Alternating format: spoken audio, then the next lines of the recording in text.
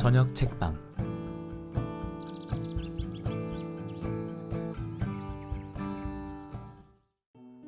안녕하세요. 저녁 책방입니다.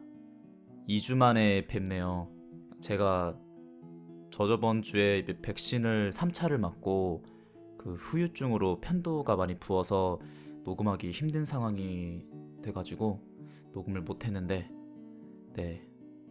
이제 쉬는 동안에 읽어볼 책도 좀 이것저것 많이 알아보았고, 그렇게 해서 알아본 책이 이번 주는 요리코를 위해 라는 책입니다.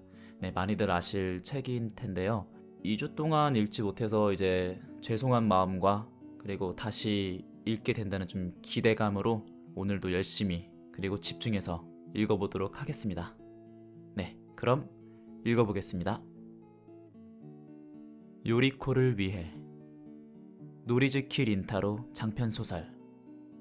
이기용 옮김. 모모 출판. 1989년 8월 22일. 요리코가 죽었다. 요리코는 우리의 외동딸이었다. 상냥하고 현명한 딸이었다. 씩씩하고 명량한 소녀였다. 생김새는 아내와 판박이었지만 홍갈색 눈만은 나를 닮았다. 운동을 특별히 하지는 않았지만 균형 잡힌 몸매는 최근 들어 부쩍 여성스러움을 더해가는 중이었다. 강한 승부욕이나 예민한 감수성은 엄마에게 물려받았을 것이다. 어릴 때부터 또래보다 훨씬 야무졌던 요리코는 다른 사람을 불편하게 하는 행동은 절대 하지 않았다. 자신을 돌아본다는 것이 얼마나 중요한지 어린 나이에도 알았던 딸이기도 했다. 가끔 고양이 브라이언을 안고 마루에 앉아서 몇 시간이고 밖을 내다보곤 했다. 뭘 하냐고 물으면 요리코는 매번 새를 보고 있어 라고 대답했다. 휴일 오후에는 늘 애플파이를 구웠다. 내 서재에서 툭하면 멋대로 책을 들고 간 것도 요리코의 소행이었다. 그래놓고는 자기 방에 누가 들어오면 바로 얼굴을 찡그렸다. 학교에서는 꽃꽂이부에 들어갔다. 그래서 어느 날 느닷없이 온 집안이 제철꽃으로 만발하는 일도 드물지 않았다. 내 딸이지만 꽤 잘 자랐다고 생각했다. 우리 부부는 딸의 성장을 기쁜 마음으로 지켜봤다. 그러나 불과 17이라는 나이에 요리코는 우리 손이 닿지 않는 곳으로 떠나고 말았다. 갑작스레 아무런 예고도 없이. 시체 안치소에 누운 요리코의 싸늘한 뺨의 기운은 펜을 쥔 이 손 안에 아직도 생생히 남아있다. 그것은 납처럼 파르스름한 가차없는 냉기였다. 요리코는 두 번 다시 우리 품에 돌아오지 않는다. 집안이 코스모스로 가득해지는 일도 이제 다시는 없다. 너의 홍갈색 눈동자는 영원히 그 빛을 잃고 말았다. 대체 왜 우리 가족만이 이렇게 처참한 일을 당해야 하는가? 나는 납득할 수 없었다. 너무 부조리하다. 불공평하다. 어째서 이렇게 말도 안 되는 참사가 용납된단 말인가? 도대체 우리가 무슨 짓을 했길래? 14년 전 그 사고 이후 큰 불행에는 면역이 생겼다고 믿고 있었다. 그런 재앙이 다시 반복될 리 없었다.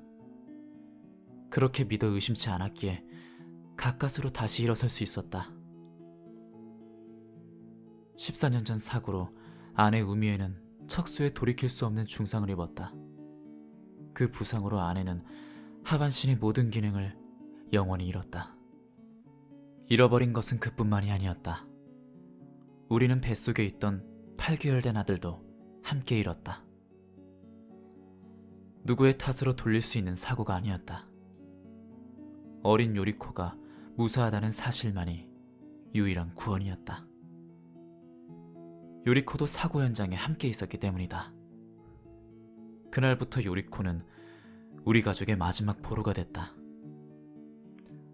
아내의 몸으로는 다시는 아이를 가질 수 없었다. 우리는 홀로 남은 외동딸에게 모든 애정을 쏟아부었다. 요리코마는 어떤 불행과도 조우하지 않고 행복을 거머쥘 자격이 있다며 끊임없이 자기 암시를 걸었다. 그렇지 않으면 우리가 겪은 절망은 무의미해지고 만다. 요리코는 행복한 인생을 살아갈 것이다. 그렇게 믿지 않으면 우리는 살아갈 수 없었다. 요리코의 행복, 그 외에는 아무것도 바라지 않았다. 요리코가 흡족한 인생을 살아가는 것만이 우리 삶의 보람이었다. 그게 잘못이란 말인가? 나는 지금도 확신한다.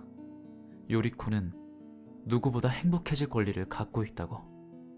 그건 나와 아내와 그리고 태어나기 전에 세상을 떠난 아들의 몫이었다. 그걸 요리코의 손에서 빼앗을 자격은 누구에게도 없다. 14년 동안 우리는 그 사실을 굳게 믿어왔다. 그랬기에 다시 일어날 수 있었다. 그러나 오늘 우리는 느닷없이 배신당했다. 가장 비열한 배신이다. 요리코가 죽었다. 이제 막 17이 됐을 뿐인데 살해당했다. 어젯밤 요리코가 집에 돌아오지 않았다. 무단 해방을 한 적은 한 번도 없어서 나는 제정신이 아니었다. 하지만 우미애에게는 입을 다물고 있었다. 침대에서 몸을 뗄 수 없는 아내에게 괜한 걱정을 끼치고 싶지 않았기 때문이다. 다행히 우미애는 별달리 이상하게 여기지 않았다. 요리코가 밤에 엄마 방에 얼굴을 비치지 않았던 적이 종종 있어서였다. 아내에게 잘 자라고 한 후 나는 아침까지 한숨도 못 자고 요리코의 귀가를 기다렸다. 아버지로서 딸을 신뢰했지만 어쩌면 착각이었는지도 모르겠다. 불안은 시시각각 깊어져서 몇 번이고 경찰에 신고하려 했지만 참았다. 어쨌든 아침까지 기다리자 그렇게 스스로 타일렀다. 17이면 이제 어른이다. 자기 앞가림은 충분히 할 수 있다. 그런 딸로 키웠다고 자부했다.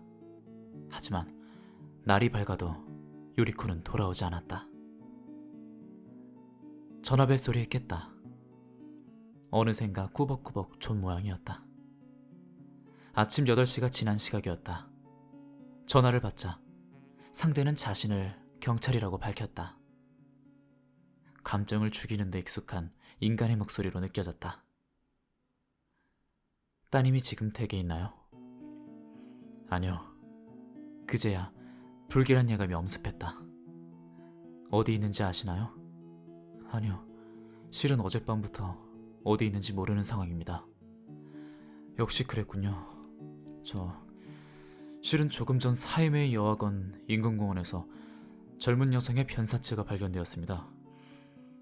이런 말씀 드리기 껄끄럽습니다만 아무래도 댁의 따님 요리코 씨가 아닌가 싶습니다. 대꾸할 말을 잃었다.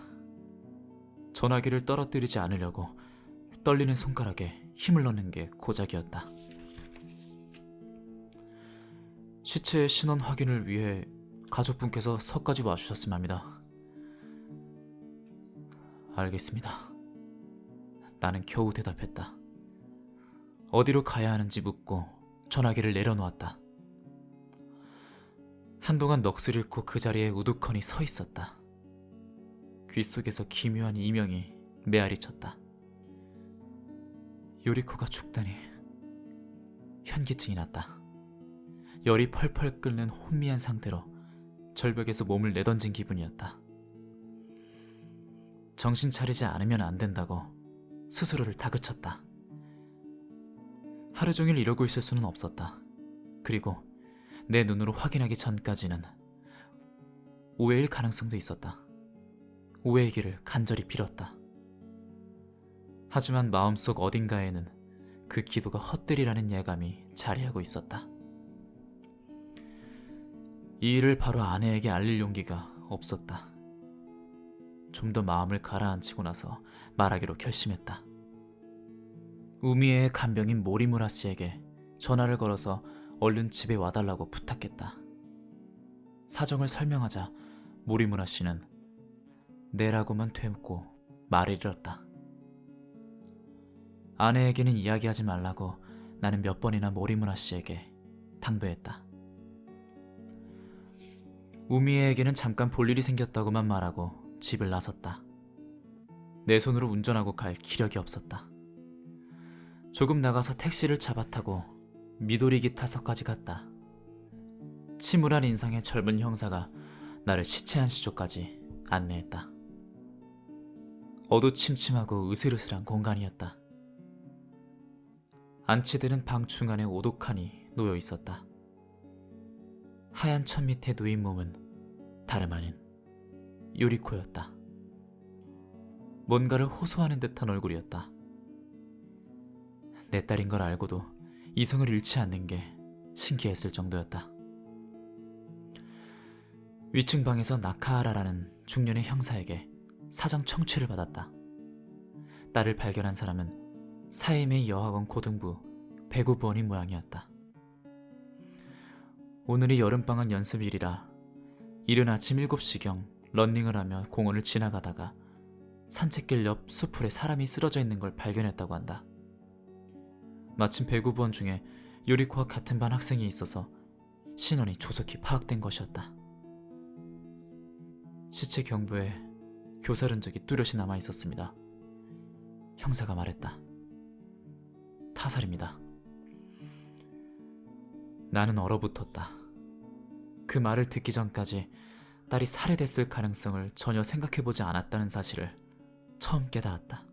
가까스로 가라앉았던 현기증이 다시 나를 엄습했다. 그 외에 다른 외상은 눈에 띄지 않습니다.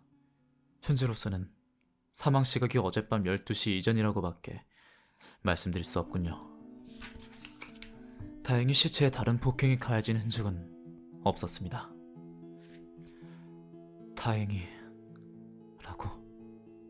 딸이 살해당한 아버지 면전에다 어떻게 다행이라는 말을 할 수 있냐고 속으로 욕을 퍼부었다.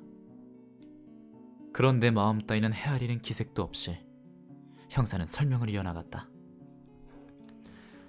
따님의 시체는 이제 사법회부에 들어갑니다. 사법회부가 끝나면 사망 시각은 보다 명확해질 겁니다.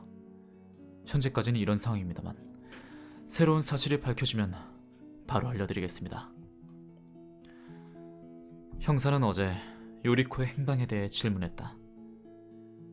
오후까지는 집에 있었지만 6시쯤 친구 집에 간다며 외출한 이후로는 알 수 없다고 대답했다.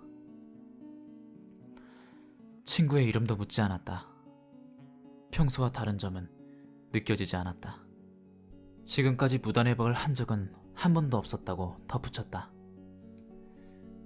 그 후로 여러 절차를 시간을 뺏기는 바람에 귀가가 상당히 늦어지고 말았다. 모리무라 씨는 뭔가 도움이 될지 모른다면서 오늘 밤 머물고 가겠다고 고집했다. 그 마음 씀씀이는 고마웠지만 오늘만은 아내와 단둘이 있고 싶었다. 고맙다고 인사하고 오늘은 물러나달라고 말했다. 모리무라 씨는 내일 아침에 다시 오겠다고 하고 돌아갔다. 아내의 방에 들어서자 불안한 눈빛이 나를 맞이했다. 막연하게나마 사태를 짐작한 눈치였다. 우미에는 직감이 날카롭다. 여보, 요리코에게 무슨 일이 생긴 거야? 침대로 다가가서 아내의 손을 꽉 움켜잡자 나도 모르게 눈물이 터져나오고 말았다. 우미의 뺨을 가슴에 갖다 대고 말았다. 그 자세로 힘껏 껴안았다. 죽었어. 살해당했어. 그 말밖에 할 수 없었다. 그게 무슨... 여보... 둘 다 더는 아무 말도 할 수 없었다. 나는 아내를 부둥켜 안고 울었다. 14년 전처럼 눈물이 쉼없이 흘러나와 멈추지 않았다. 아내가 잠든 후 나는 요리코의 방으로 들어갔다. 아침까지 요리코의 방에서 시간을 보내고 싶었다. 아무도 없어야 할 방에서 기척이 느껴졌다. 브라이언이었다. 침대 밑에서 기어나온 브라이언은 내 무릎에 몸을 비비고는 배고프다는 듯 울었다. 요리코가 없으니 챙겨줄 사람이 없었던 것이었다. 아마 어젯밤부터 아무것도 먹지 못했으리라. 나도 마찬가지였지만 허기는 느껴지지 않았다. 캣푸드 캔을 따서주자 브라이언은 기다렸다는 듯 허겁지겁 먹기 시작했다. 요리코가 죽었다는 걸 알리만무했다. 요리코는 네 주인은 이제 이 세상에 없다고 몇 번이고 고양이에게 알려줬다. 마지막에는 내 말을 알아들은 것 같았다. 요리코의 의자에 올라앉았더니 브라이언은 고슬프게 울었다. 주인의 온기가 아직도 여기에 남아있었다는 듯이 나는 문득 어떤 생각이 떠올라 펜을 쥐고 이 글을 쓰기 시작했다. 요리코를 죽인 범인을 징후한다. 8월 23일 모리무라 씨와 야지마 쿠니코 씨가 찾아와 위로차 찾아왔다. 쿠니코 씨는 아내의 담당 편집자다. 덕분에 우미에도 조금을 기운을 차린 듯하다. 두 사람의 배려와 도움에는 아무리 감사를 표해도 부족하다. 특히 쿠니코 씨는 의욕상실로 아무 일도 손에 잡히지 않은 나를 대신에 장례 절차를 비롯한 모든 일을 처리해줬다. 쿠니코 씨는 우리 부부와 고등학교 시절부터 오랫동안 알고 지낸 사이라 굳이 말을 하지 않더라도 우리의 마음을 헤아려줬다. 그게 고마웠다. 그러고 보면 14년 전 사고 후에도 쿠니코 씨에게 신세를 졌었다. 몸이 불편해진 아내에게 동화를 써보라고 권하니도 쿠니코 씨였다. 예전부터 계속 신세를 져왔던 것이다. 모리무라 씨도 내팽개쳤던 집안일을 척척 정리해줬다. 두 사람이 없었다면 우리 부부는 어떻게 됐을까? 진심으로 감사드린다. 오후에는 연구실에 다카가 군이 전화를 줬다. 기운 내세요. 저희는 언제나 교수님 편입니다. 라고 다카다 군이 말했다. 고맙네. 자네의 마음 감사히 받겠네. 라고 대답했다. 내 주위에는 이렇게 좋은 사람들만 있다는 것을 절실히 느꼈다. 저녁에는 나카하라 형사가 찾아왔다. 어제 미도리 타서 2층에서 얘기했던 남자다. 수사 진척 상황을 전하러 왔다. 나는 혼자서 그와 마주했다. 요리코를 죽인 범인을 알아내는 것만이 지금의 나를 버티게 하는 유일한 관심사였지만 가까운 사람들에게 그런 마음을 드러내고 싶지 않았다. 적당히 인사를 주고받은 후 나카하라 형사는 바로 본론으로 들어갔다. 우선 시체 해부 결과입니다. 사망 추정 시각은 21일 오후 9시부터 11시 사이입니다. 위에는 아무것도 남아있지 않습니다. 피해자, 아니 따님이 저녁을 먹지 않았다는 사실을 알 수 있습니다. 사인은 교살에 의한 질식사입니다만 안타깝게도 경부에서는 조회 가능한 지문이 검출되지 않았습니다. 손자국은 일반 성인의 남성 크기였습니다. 따님의 시체 수풀 속에서 발견됐지만 범행 현장은 다른 곳이라 추정됩니다. 아마도 범인은 산책길에서 요리코 씨를 습격한 후에 살해하고 시체를 감출 목적으로 수풀 속에 숨겼겠죠. 공교롭게도 화창한 날이 이어지며 지면이 굳는 바람에 범행 현장을 특정할 수 없었습니다. 범인은 유류품도 발견되지 않아서 물증이 빈약하다고 밖에 말씀드릴 수가 없군요. 지금은 인근 탐문 수사에 전력을 기울이고 있습니다만 범행 시각 역시 늦은 시간이라 목격자를 찾는 것도 쉽지 않은 상황입니다. 내가 한숨을 내쉬자 기다렸다는 듯이 나카하라 형사의 말투가 갑자기 바뀌었다. 그런데 5개월쯤 전에 같은 공원에서 현립 고등학생 여학생이 누군가에게 성폭행을 당하고 목까지 졸려 살해된 사건이 일어난 걸 아십니까? 네, 범행 장소가 딸이 다니는 학교랑 아주 가까웠고 피해자가 딸과 같은 학년이라서 무척 걱정했던 기억이 나는군요. 실은 그 뒤로도 여중생이 그 공원에서 괴한에게 습격을 당할 뻔한 사건이 있었습니다. 두 사건 모두 범인이 잡히지 않았지만 저희는 동일한 성범죄자의 범행이라고 보고 있습니다. 이번 사건도 장소와 수법을 보건대 동일범의 소행임에 틀림없습니다. 온몸의 신경이 엉겅퀴처럼 솟아나 그 가시를 쓸어내리는 것 같은 전율에 휩싸였다. 나는 속으로 느낀 당혹감을 그대로 입 밖으로 내뱉었다. 하지만 아까는 딸에게 폭행을 당하는 적이 없었다고. 그렇습니다. 아마 범인은 저항하는 요리코 씨를 얌전하게 만들 작정으로 목을 조르다가 의도치 않게 살해해버려 겁을 먹고 도망쳤겠죠. 그런 말도 안 되는. 나카하라 형사가 살짝 고개를 저은 것처럼 보였다. 설령 요리코 씨가 저항을 하지 않았다고 해도 아마 이전 사건의 피해자처럼 살해됐을 겁니다. 상당히 위험한 상습범입니다. 그런 놈이 활개치게 놔둔 것은 분명 저희의 잘못입니다. 특별수사반을 조직하고 성범죄자 리스트를 재차 체크하고 있습니다. 단서는 적지만 이번에야말로 범인을 반드시 잡고 야말겠습니다. 하지만 나는 나카하라 형사의 말을 순순히 받아들일 수 없었다. 머리 어딘가가 망가진 성범죄자가 아무 의미도 없이 요리코에게 손을 댔다고. 말도 안 된다. 이건 사회 면 한 귀퉁이에 실리는 이름도 없는 타인이 아니라 내 딸 요리코에게 일어난 일이다. 한 아이의 아버지로서 그런 터무니없는 말을 믿을 수가 없었다. 그랬다가는 요리코도 마음 편히 세상을 떠나지 못한다.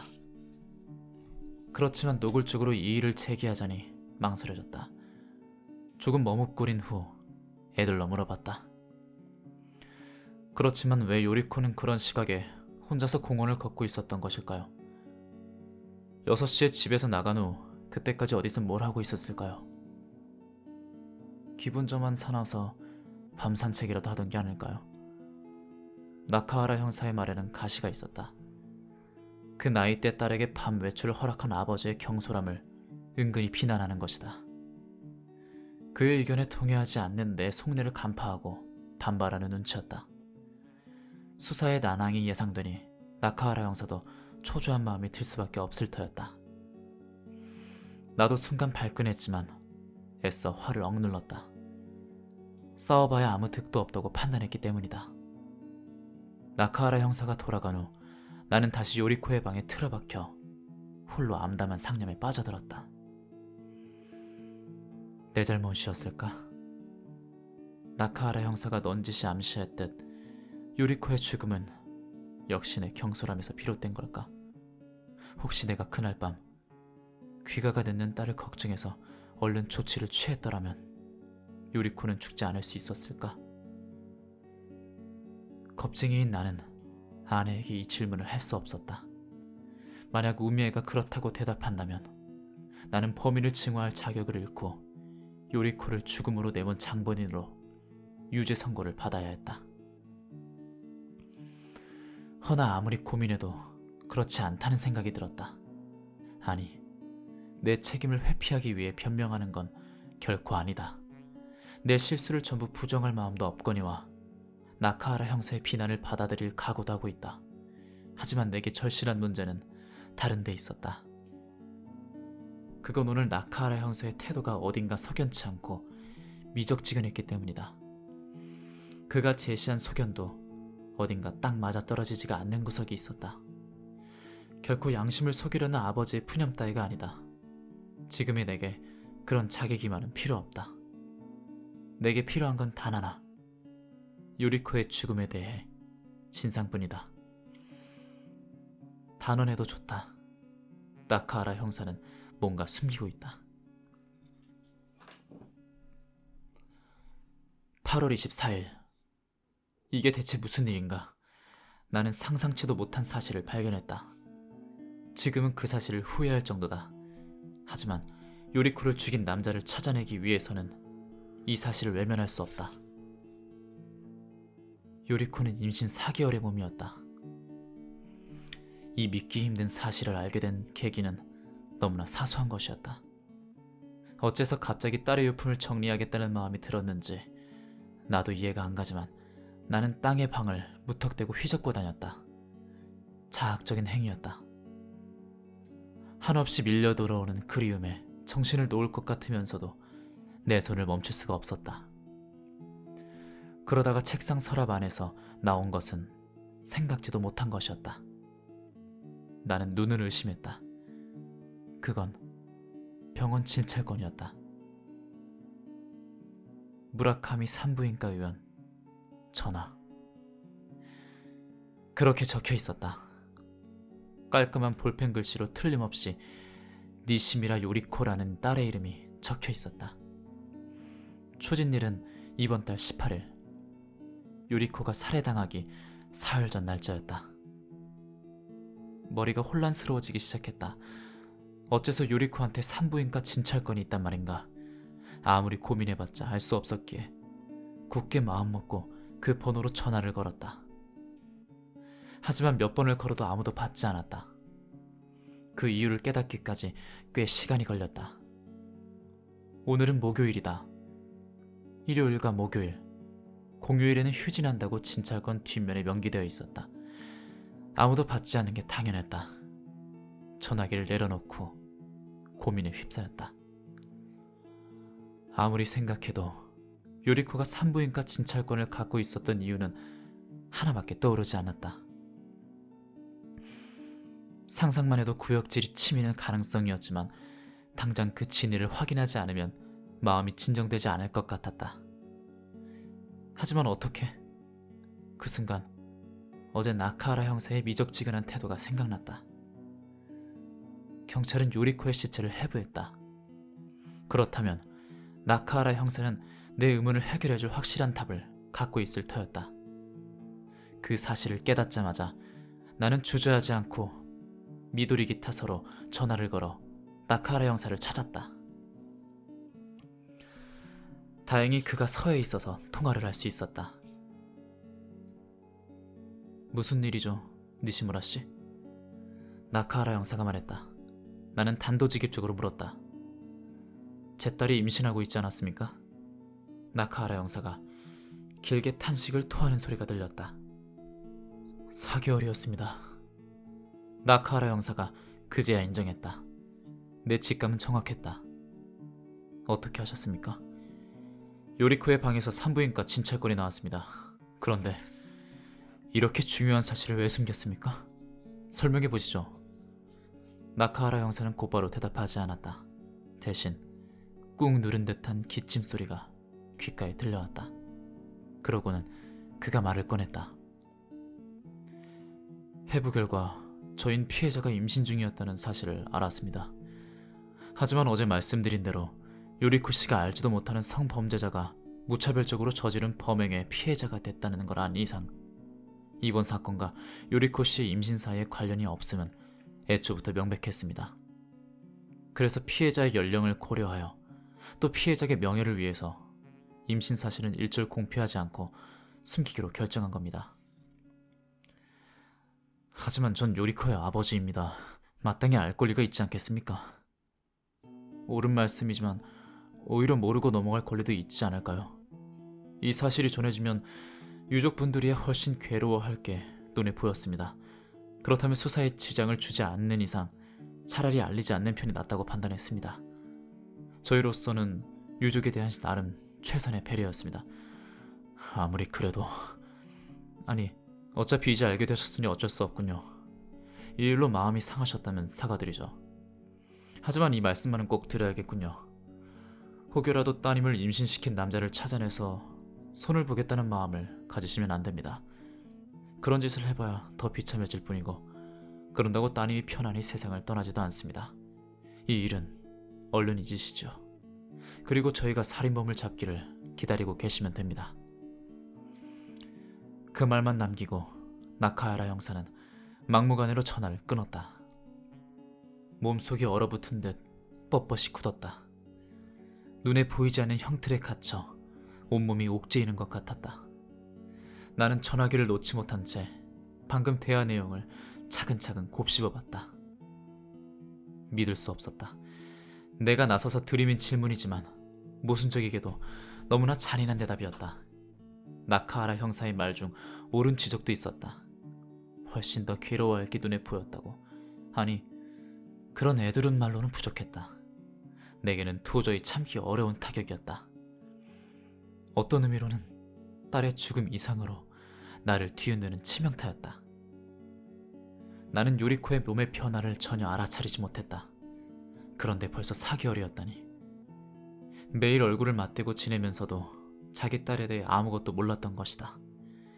이야말로 아버지로서 자격 상실이 아닌가. 요리코는 아직 17이었다. 물론 몸은 어엿한 여성이었지만 내 딸만은 그런 남잡한 일을 할 리 없다고 믿었다. 요즘 학생들이 아무리 성에 개방적이라고 해도 내 딸만은 그런 경향에 물들지 않았다고 믿고 있었다. 지금도 섹스는 요리코와 어울리지 않는다는 그 마음을 지울 수가 없다. 하지만 엄연한 사실이다. 여태껏 내가 몰랐던 딸의 이면이 불쑥 모습을 드러낸 것이다. 나 역시 남들과 똑같이 어리석고 고리타분한 아버지에 불과했을까? 하지만 그렇다고 해도 우리 요리코가, 내 딸이 정말 나로서는 이해할 수 없는 일들 뿐이었다. 대체 어떤 남자일까? 요리코는 스스로 그놈과 몸을 섞었을까? 언제? 어디서? 뱃속의 아이는 어떨 작정이었을까? 왜 우리에게는 한마디 언급도 없었지? 우리를 안 믿어서? 그게 아니면 우리는 요리코에게 배신당한 걸까? 그러나 모두 때늦은 물음이었다. 치명적으로 늦었다.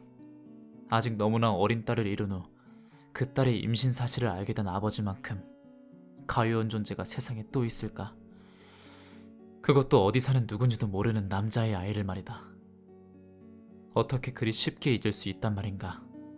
나카하라 형사의 말처럼 없던 일로 치부할 생각은 전혀 없다. 오히려 경찰의 지나치게 성급한 수사 방침이 못마땅했다.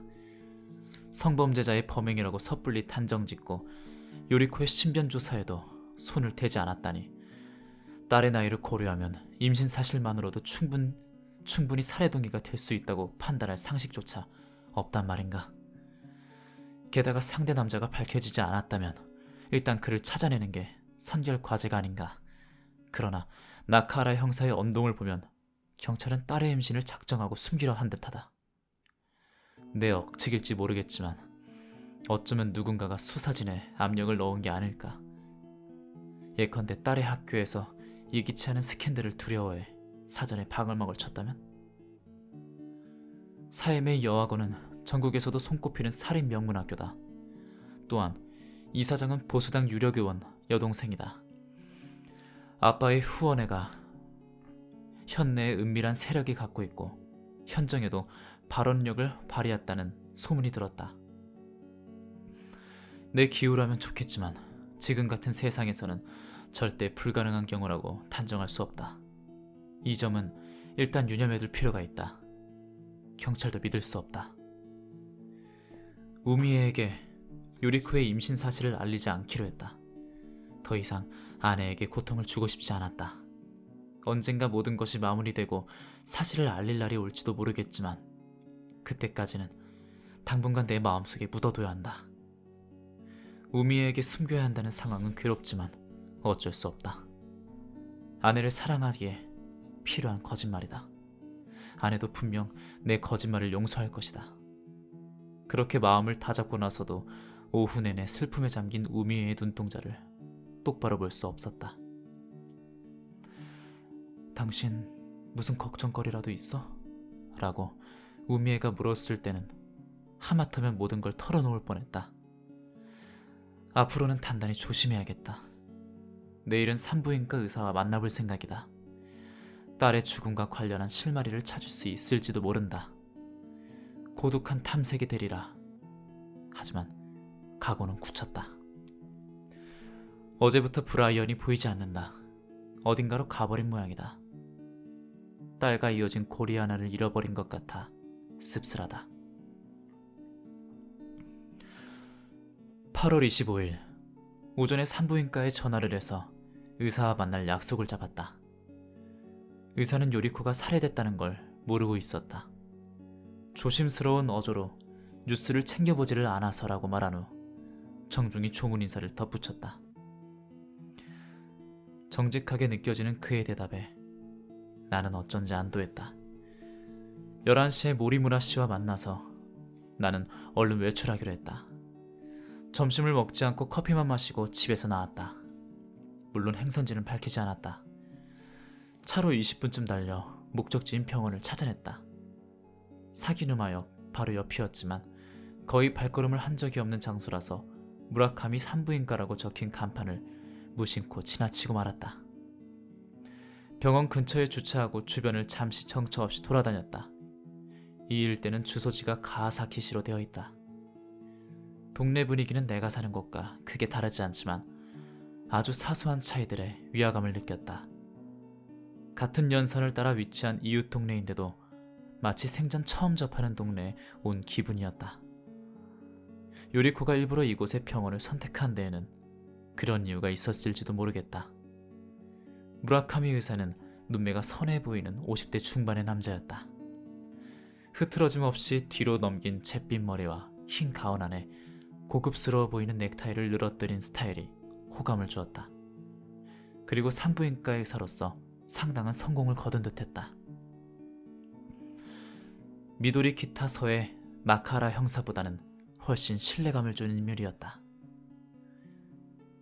내원했을 때는 3개월 말경이었습니다. 의사가 말했다. 경찰에서도 그렇게 말하더군요. 해부가 이루어졌군요. 가엾게도. 무라카미 의사의 말에 따르면 8월 18일 오후 요리코는 혼자 병원을 찾아왔다. 근심이 가득한 얼굴이었다고 한다. 요리코는 3달 가까이 생리가 없다고 의사에게 털어놓았다. 진찰 결과 역시나 임신 소식이었다. 그 소식을 전하자 요리코는 어째서인지 안도하는 표정을 지은 모양이었다. 출산 의사를 물으니 가능하면 낳고 싶다고 대답했다고 한다. 그러나 아이 아버지에 대해서는 결코 입을 열지 않았다. 어쨌든 미성년자였기에 부모님과 잘 의논한 뒤 다시 한번 내원하라고 타이르고 돌려보냈다고 한다. 그때 바로 집으로 연락해 주셨다면 어쩌면 딸을 구할 수 있었을지도 모릅니다. 허망한 심정이 그대로 입을 통해 나오고 말았다. 말씀하신 대로입니다. 저도 제 불찰을 인정합니다. 하지만 현실적으로는 설령 미성년자라 해도 당사자의 의소를 존중해야 한다는 원칙이 있고 따님의 경우는 출산 의자를 갖고 있어 제가 구태여 주저넘은 행동을 할 수 없었습니다. 틀린 말이 아니었다. 그에게 왜 연락하지 않았냐고 책망하는 것은 너무 가혹하다. 나는 속으로 스스로를 꾸짖었다. 내 발언이야말로 일종의 책임 전가에 불과하다. 그렇다면 정확한 날짜는 언제쯤일까요? 그러니까 그 일이 일어난 때 말입니다. 수태 시기 말인가요? 나는 고개를 끄덕였다. 진단했을 당시 5월 중순에 집히는 일이 있다고 하더군요. 확실히 대답하진 않았지만 생리 주기를 봐서 18일 전후였죠. 자연스레 상대를 배려하는 무미건조한 말투였다. 그의 친절에 기대어 하나 더 물어봤다. 아이 아버지에 대해서는 뭔가 알 수 없었나요? 쉽지 않네요. 혈액형이라도요. 안타깝지만 태아 혈액형까지는 알 수 없었습니다. 경찰에게 묻는 편이 빠르지 않을까요? 아마 해부 시에 검사가 이루어졌을 테니까요. 순간 쌀쌀맞다고 느꼈지만 무라카미 의사는 진료 기록을 보고 다시 보고는 다시 덧붙였다. 뱃속 아이의 발육 상태는 무척 양호했습니다. 더는 들을 게 없다고 여겨 나는 의사에게 인사하고 물러나려고 했다. 몸을 일으켰을 때 그가 뭔가 생각나는지 앗하며 말문을 열었다. 그러고 보니 따님이 진단서를 끊어달라고 부탁했었습니다. 진단서요? 임신 4개월이라고 말인가요? 네, 그 자리에서 한 장 써줬습니다. 어디에 쓸지는 가르쳐주지 않았지만요. 돌아가는 길에 공중전화해서 경찰에게 연락했다. 뱃속의 아이를 공양하기 위해 반드시 필요하다는 거짓말로 비협조적인 나카하라 형사를 간신히 설득해 혈액형을 알아냈다. B형 남자아이였다.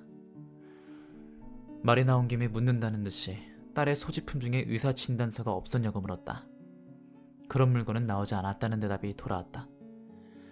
나카하라 형사가 괜한 의심을 품기 전에 내가 먼저 전화를 끊었다. 집에 돌아와 요리코의 방을 샅샅이 뒤졌다. 이번에는 목적이 분명한 탐색이었지만 진단서는 나오지 않았다. 내 확신은 더 굳어졌다. 오후 늦지막이 마침내 요리코가 경찰서에서 집으로 돌아왔다. 오랫동안 얼마나 혼자 외로웠을까. 오늘 밤은 오랜만에 가족 셋이서만 보낼 것이다. 나는 아내를 위해 요리코를 아내의 방으로 옮겼다. 요리코는 납상자처럼 무거웠다. 마지막 대면에 우미에는 다시 눈물을 보였다. 브라이언이 사라져서 아쉬울 따름이 없다. 결코 임신 4개월의 몸이라고는 믿기지 않았다. 악질적인 장난에 휘둘린 기분이었다. 이 모든 것이 악몽 같았다. 그러나 이 악몽에선 절대 깨어날 수 없다. 나와 우미애의 하나뿐인 딸, 저 홍갈색 눈동자, 가엾은 요리코. 죽은 우리 딸, 누구보다 사랑했던 딸이 죽어서 지금 우리 앞에 있다. 관 속에 누워 꼼짝도 안 한다. 요리코, 내 딸, 내가 알았던 요리코, 내가 몰랐던 요리코. 관 속에 싸늘한 몸은 대체 어느 쪽 요리코인가. 1년의 명제와 추론, 하나의 확신과 하나의 결의. 요리코가 굳이 진단서를 끄는 이유는 하나밖에 생각할 수 없다. 임신 4개월의 몸이라는 객관적인 증거를 누군가의 눈앞에 내밀어 그 사실을 인정받기 위해서다. 그리고 진단서가 어디에서도 발견되지 않은 이상 분명 누군가에게 보여진 것이다. 즉, 본인과 의사 외에 또 한 사람. 요리코의 임신 사실을 알고 있는 인간이 존재한다. 그가 바로 요리코를 임신시킨 장본인이다. 이건 억지스러운 주장일까? 나는 그렇게 생각하지 않는다. 전후 사정을 고려하면 가장 자연스러운 결론이다. 무엇보다 그 외의 가능성을 검토한들 지금의 나는 아무것도 얻을 수가 없다. 요리코는 무라카미 의사에게 남자에 대해 아무 말도 하지 않았다. 어쩌면 남자와의 관계에 비정상적이었기에 말하고 싶지 않았던 게 아닐까. 만약 그렇다면 요리코가 그 남자에게 진단서를 내밀며 책임자라고 추궁했어도 이상하지 않다. 요리코는 어릴 적부터 공지에 내몰리면 대책에 나오는 아이였다. 그날저녁 요리코가 외출한 건 그 일 때문이었다. 사흘 내내 혼자 고민하던 끝에 요리코는 상대와 정면에서 부딪히기로 가까스로 마음을 굳혔으리라. 아무에게도 말하지 않고 남자를 만나러 가서 그 남자의 아이가 자기 뱃속에 있다는 사실을 알렸다. 그 행동이 목숨을 앗아간 것이다. 그 남자는 딸의 몸을 더럽혔을 뿐만 아니라 임신시켰다는 중압감에 겁을 먹고 목숨까지 빼앗았다. 능력에다 살인까지. 요리코를 죽인 범인은 우발적으로 마주친 성범죄자 따위가 아니다. 범인은 요리코와 한 번은 관계를 맺은 특정한 남자다. 요리코, 내일은 네 장례식을 한다. 나는 너라고 하는 형상과는 작별을 고해야만 한단다. 하지만 네 삶과 관계 맺은 인간의 자취는 사라지지 않았다. 나는 그 남자를 찾아내고 말겠다. 경찰을 믿지 않는다. 이 손으로 그 인간의 죗값을 치르게 하겠다. 8월 26일 요리코의 장례식이 끝났다. 가까운 가족끼리 조용히 치렀다. 고별식에는 요리코의 학교 친구들이 많이 왔다. 문상객 중엔 친척과 대학 동료들 사이에 섞여 나카하라 형사의 모습도 보였다. 나는 상주로서 형식적인 인사만 건네고 누구와도 거의 말을 섞지 않았지만 요리코의 탐인과는 잠깐 이야기를 나누었다. 나가이라는 이름의 여교사였다. 요리코의 학교 생활이라든가 가까운 친구의 이름은 들었지만 남자와 관련된 언급은 전혀 없었다. 우미애는 침대에서 떨어질 수 없는 몸이라 딸의 장례식에서도 참석할 수 없었다. 안타깝지만 어쩔 수 없었다. 괜한 고통으로 마음이 어지럽혀지지 않을 수 있다는 게 아내에게는 다행일지도 모르겠다. 우미애의 가슴에 터는 상처를 주고 싶지 않았다. 그래서 모리무라 씨도 아주 잠깐 얼굴을 비췄을 뿐이었다. 혼란스러운 내 감정과는 무관하게 장례식은 순조롭게 진행됐다.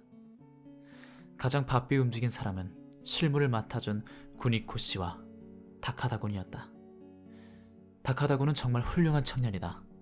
요리코에게도 다카다 군 같은 형제가 있었다면 얼마나 좋았을까 하는 생각이 새삼 들었다. 반면 나는 쇼크 상태에 빠진 환자처럼 마냥 주저앉아 있을 수밖에 없었다. 친척들이 신경 쓴답시고 위로의 말을 건넸지만 사실은 그냥 내버려두길 바랐다. 내 심장은 통렬히 휘몰아치는 감정의 폭풍에 유린당하는 중이었다. 그 중에서도 특히 격렬하게 나를 몰아세우는 복수의 맹세는 슬픔과 분노로 점점 팽창하여 예리한 칼날처럼 나를 후벼파고 있었다. 딸의 출관을 지켜보는 동안 마음속 깊은 곳에서 울부짖고픈 충동이 수없이 솟구쳤다. 요리코, 반드시 네 복수를 이루고 말겠다. 하지만 이 맹세는 모든 것이 끝나기 전까지 내 가슴 속에 묻어야만 한다. 결코 누구도 알아차려서는 안 된다.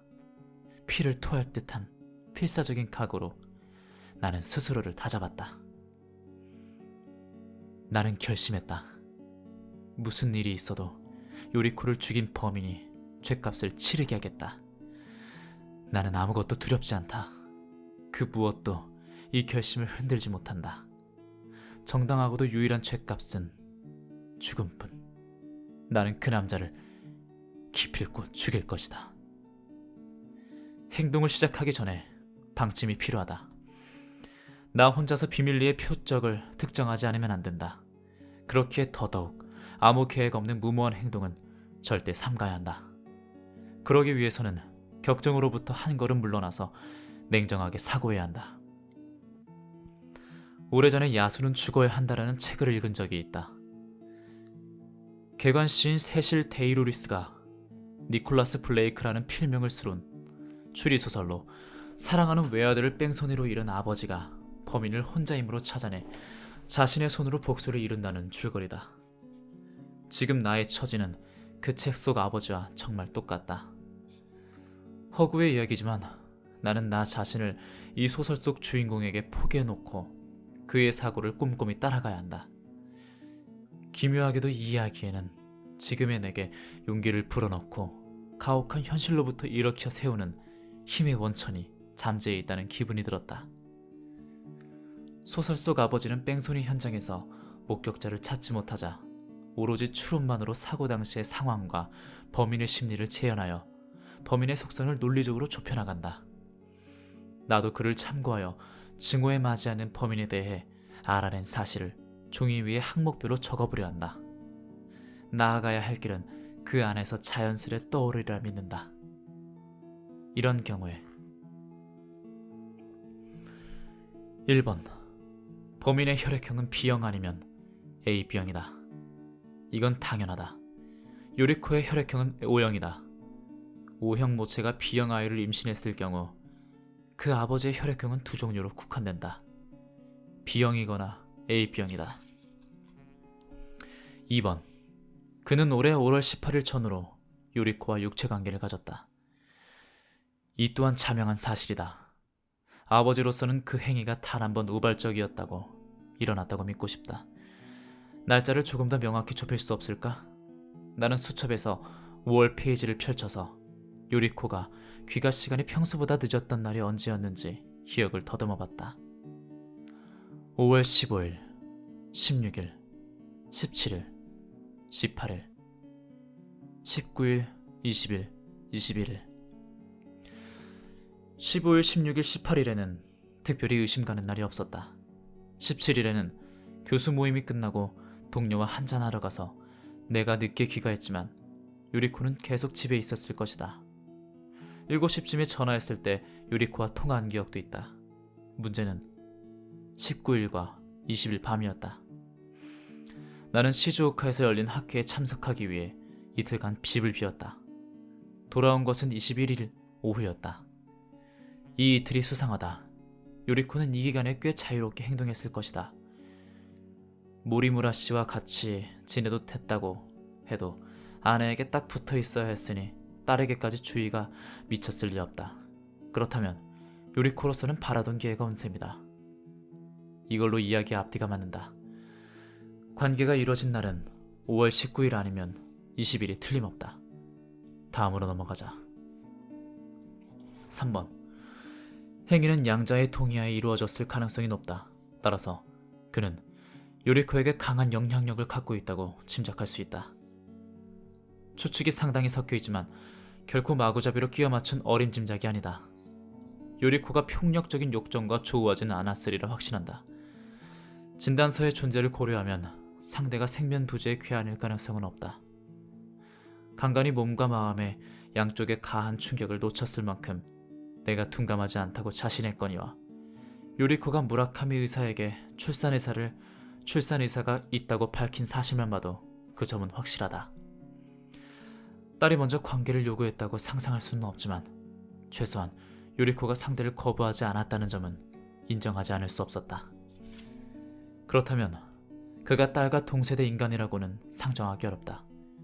요리코의 성격상 10대 철부지에게 몸을 맡기지는 않았을 것이다. 상대는 훨씬 연상의 남자라고 생각하는 편이 정확하리라. 어린 아가씨가 곧잘 빠지는 함정에 요리코도 발을 헛디딘 것이다. 요리코가 몸을 허락할 만큼 가깝게 어울린 연상의 남자라고 하면 용의자를 범위를 상당히 좁힐 수 있지 않을까. 4번. 그는 요리코의 임신으로 무언가 대단히 치명적인 불이익을 예감했다. 이것도 의심할 여지는 없는 사실이지만 문제는 그 불이익이 어떤 성질의 것이냐는 점이다. 지난 항목의 추정을 미루어 짐작하자면 사회적 지위에 실추라는 쪽에 유력하다. 요리코는 아직 미성년자였기에. 5번. 그는 발끈하면 자신을 제어할 수 없는 경향이었다. 저는 상황으로 추측컨대 범행이 충동적으로 일어났음은 명백하다. 교살이라는 수법이 그 사실을 뒷받침하고 있다. 요리코의 임신은 범인에게도 엄청난 충격이었음이 분명하다. 물론 그렇다고 해도 범인에게 동정의 여지가 없다는 점은 변함이 없다. 자신의 안위를 위해 아무 저항도 하지 않는 소녀에게 손을 대는 남자는 애당초 동정할 가치가 없다. 6번. 그는 공원 주변에 지리가 밝다. 아직은 확신할 수 없지만 범행 현장은 공원이 아닐 것이다. 나카하라 형사가 범행 현장을 특정할 수 없다는 말을 흘렸었다. 무엇보다 17 먹은 소녀가 연상의 남자에게 중대한 비밀을 털어놓은 장소로 과연 공원 상책로를 선택할까? 분명 요리코는 다른 장소에서 살해됐을 것이다. 그리고 범인은 밤중에 요리코를 공원으로 옮겨서 숲을 속에 방치한 게 틀림없다. 더 말할 것도 없이 자신의 흔적을 숨기고 성범죄자의 범행으로 위장하기 위해서다. 게다가 그 주변은 밤이 깊어지면 인기척이 끊겨서 누군가에게 목격당할 위험이 상당히 낮다는 이점도 있다. 이 사실로부터 거꾸로 따져보면 범인이 공원 지리에 밝은 사람이라고 쉽사리 유추할 수 있다. 어쩌면 공원 주변에 사는 주민일지도 모른다. 조금 더 상상의 나래를 펼쳐보자. 21일 밤 요리코가 범인의 집을 방문해 거기서 살해되었다고 가정해보자. 범인의 집이 공원 근처에서 걸어서 가기에는 지나치게 먼 거리다. 그런데 그날 요리코는 집에서 나갈 때 자전거를 두고 나갔다. 그렇다면 요리코는 버스를 이용했을 것이다. 하지만 왜 요리코는 자전거를 타지 않고 갔을까? 한겨울 가장 추운 시기를 빼고 요리코는 매일 자전거로 학교를 통학했다. 굳이 버스를 탈 이유가 없다. 21일은 날도 화창해서 비가 올 걱정이 없었고 자전거도 고장나지 않았다. 그렇다면 요리코가 구태여 자전거를 두고 간 이유가 뭘까? 짐작 가는 이유가 딱 하나 있다. 요리코가 방문하려고 한 집이 급격한 오르막길이 있었던 것이다. 여자애가 페달을 밟고 올라가기 힘든 비탈길에 집이 위치했다고 상정하면 요리코가 자전거를 두고 간 사실도 충분히 납득할 수 있다. 결론, 범인은 버스 노선과 가까운 고지대에 산다. 여기까지 쓰고 펜을 내려놓은 후 나는 가장 중요한 문제를 무심코 간과했다는 사실을 깨달았다. 정말 나의 어리석음을 저주하고 싶어진다. 7번. 왜 경찰은 요리코가 임신했다는 사실을 무시하고 수사를 벌이는가? 오늘 처음 든 의문이 아니다. 처음이기는커녕 이 의문에서부터 피어난 경찰에 대한 불신이야말로 내 고독한 추적의 출발점이다. 나는 엊그제 쓴 수기에서 이 의문을 해소할 유력한 가설 하나를 타진해보았다. 즉, 학생의 스캔들로 학교 이미지가 손상될 것을 두려워한 사엠의 여학원의 경영자가 경찰에 정치적 압력을 넣어서 불상사의 발각을 막고 있기 때문이다. 이 가설은 상당한 시사점을 준다. 가설이 맞다는 전제하에 대담한 추리를 전개해보자. 학교 측에서 두려워하는 스캔들의 실체는 요리코의 임신 이상의 스캔들이라고 생각할 수 있지 않을까. 단적으로 말하면 범인이 학교 관계자일 가능성이다. 예컨대 요리코가 다니는 학교 교사라면 9번. 그는 사이메이 여학원 고등부 교사이다. 말도 안 되는 생각일까? 아니, 꼭 그렇다고 단정할 수 없다. 명문 여학교의 교사가 제자와 관계를 갖고 임신시킨 데다가 살해까지 했다면 이미 그 교사 혼자 책임지고 끝날 문제가 아니다. 학교 측이 사건을 은폐하기 위해 경찰에 압력을 넣었대도 하등 이상할 게 없다. 실제로 그들은 그럴 힘을 갖고 있다. 게다가 고맙게도 익명의 성범죄자라는 죄를 뒤집어 쓰기에는 더할 나위 없는 대여까지 마련된 상황이다. 이 결론은 지금까지 범인에 대해 도출된 단서 중 제3항과 제4항을 완전히 충족한다. 또한 공원은 학교에서 엎어지면 코다할 위치에 있으므로 제6항과도 들어맞는다. 내 결론이 빗나가지 않았음을 시사하는 것이다. 또 하나, 요리코는 결코 요란하게 노는 10대가 아니었고 중학교 때부터 계속 여학교를 다녔다. 당연히 이성과 마주칠 기회가 제한되어 있다. 몸을 섞을 정도로 친밀해질 가능성이 가장 높은 인물이라면 역시 학교 교사가 아니겠는가. 결심했다. 제9항의 물음표는 지우자. 가까스로 빛이 보이기 시작했다. 내일 더욱 진전이 있기를 기도한다. 네, 오늘은 이렇게 요리코를 위해라는 책을 읽어보았는데요. 이렇게 스릴러면서 추리소설인 책을 항상 읽으면 그 뒤에 결말이 궁금해지기 마련이죠. 네, 여러분들도 요리코를 위해서를 읽지 않으셨다면 인터넷에서 쉽게 결말을 알아볼 수도 있지만 직접 읽으면서 이 서사를 직접 경험하시면서 나중에 결말을 알아내신다면 더 뿌듯하시지 않을까 해서 여러분들도 만약 읽어보시지 않았다면 한번 읽어보시는 걸 추천드리고요. 다음 주에는 이제 고전문학 책으로 여러분들을 찾아뵙도록 하겠습니다. 오늘도 들어주셔서 감사드리고요. 그럼 다음 주에 새로운 책으로 뵙겠습니다.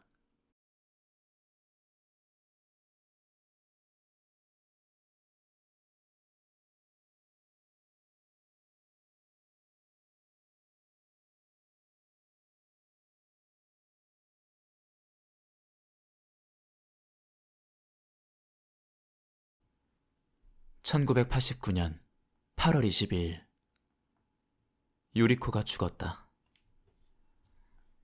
요리코는 우리의 외동딸이었다. 상냥하고 현명한 딸이었다. 씩씩하고 명량한 소녀였다. 생김새는 아내와 판박이었지만 홍갈색 눈만은 나를 닮았다. 운동을 특별히 하지는 않았지만 균형 잡힌 몸매는 최근 들어 부쩍 여성스러움을 더해가는 중이었다. 강한 승부욕이나 예민한 감수성은 엄마에게 물려받았을 것이다. 어릴 때부터 또래보다 훨씬 야무졌던 요리코는 다른 사람을 불편하게 하는 행동은 절대 하지 않았다. 자신을 돌아본다는 것이 얼마나 중요한지 어린 나이에도 알았던 딸이기도 했다. 가끔 고양이 브라이언을 안고 마루에 앉아서 몇 시간이고 밖을 내다보곤 했다. 뭘 하냐고 물으면 요리코는 매번 새를 보고 있어 라고 대답했다. 휴일 오후에는 늘 애플파이를 구웠다. 내 서재에서 툭 하면 멋대로 책을 들고 간 것도 요리코의 소행이었다. 그래놓고는 자기 방에 누가 들어오면 바로 얼굴을 찡그렸다. 학교에서는 꽃꽂이부에 들어갔다. 그래서 어느 날 느닷없이 온 집안이 제철꽃으로 만발하는 일도 드물지 않았다. 내 딸이지만 꽤 잘 자랐다고 생각했다. 우리 부부는 딸의 성장을 기쁜 마음으로 지켜봤다. 그러나 불과 17이라는 나이에 요리코는 우리 손이 닿지 않는 곳으로 떠나고 말았다. 갑작스레 아무런 예고도 없이. 시체 안치소에 누운 요리코의 싸늘한 뺨의 기운은 펜을 쥔 이 손 안에 아직도 생생히 남아있다. 그것은 납처럼 파르스름한 가차없는 냉기였다. 요리코는 2번 다시 우리 품에 돌아오지 않는다. 집안이 코스모스로 가득해지는 일도 이제 다시는 없다.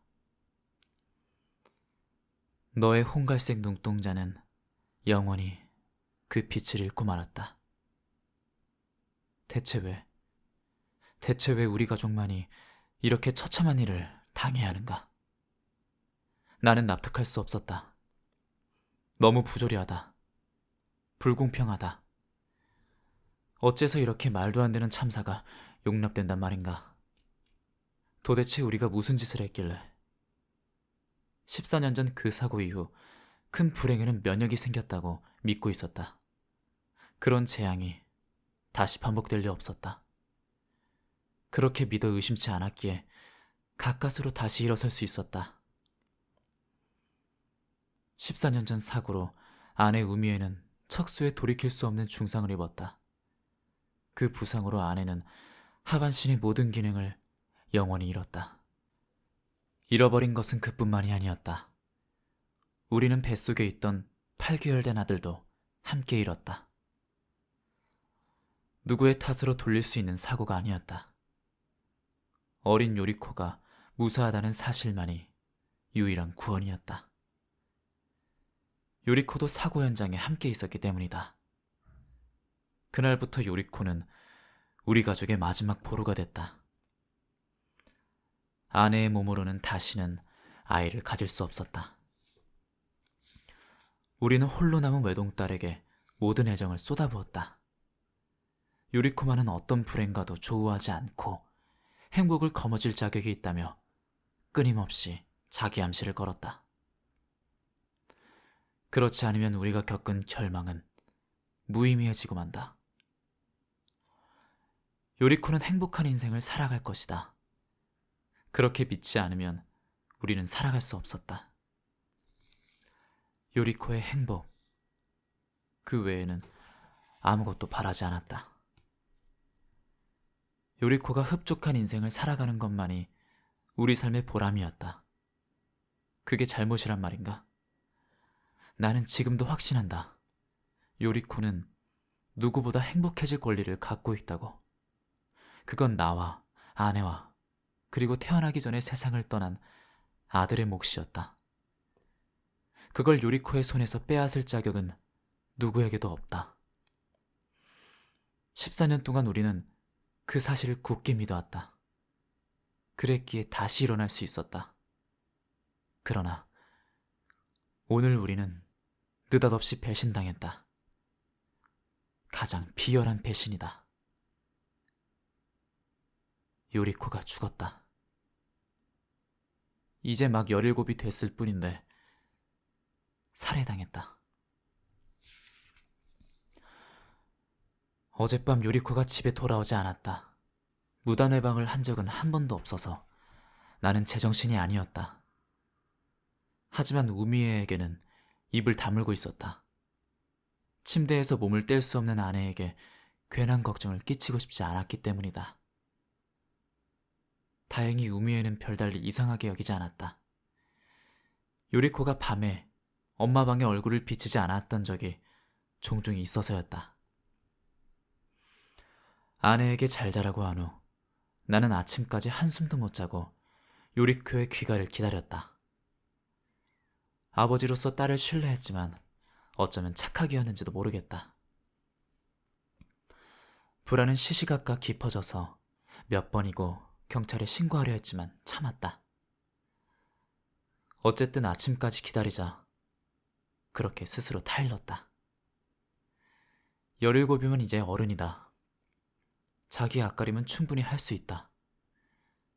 그런 딸로 키웠다고 자부했다. 하지만 날이 밝아도 요리코는 돌아오지 않았다. 전화벨 소리에 깼다. 어느샌가 꾸벅꾸벅 존 모양이었다.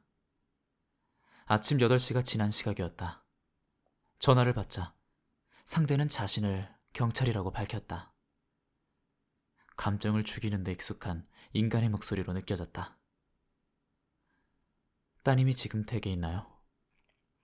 아니요. 그제야 불길한 예감이 엄습했다.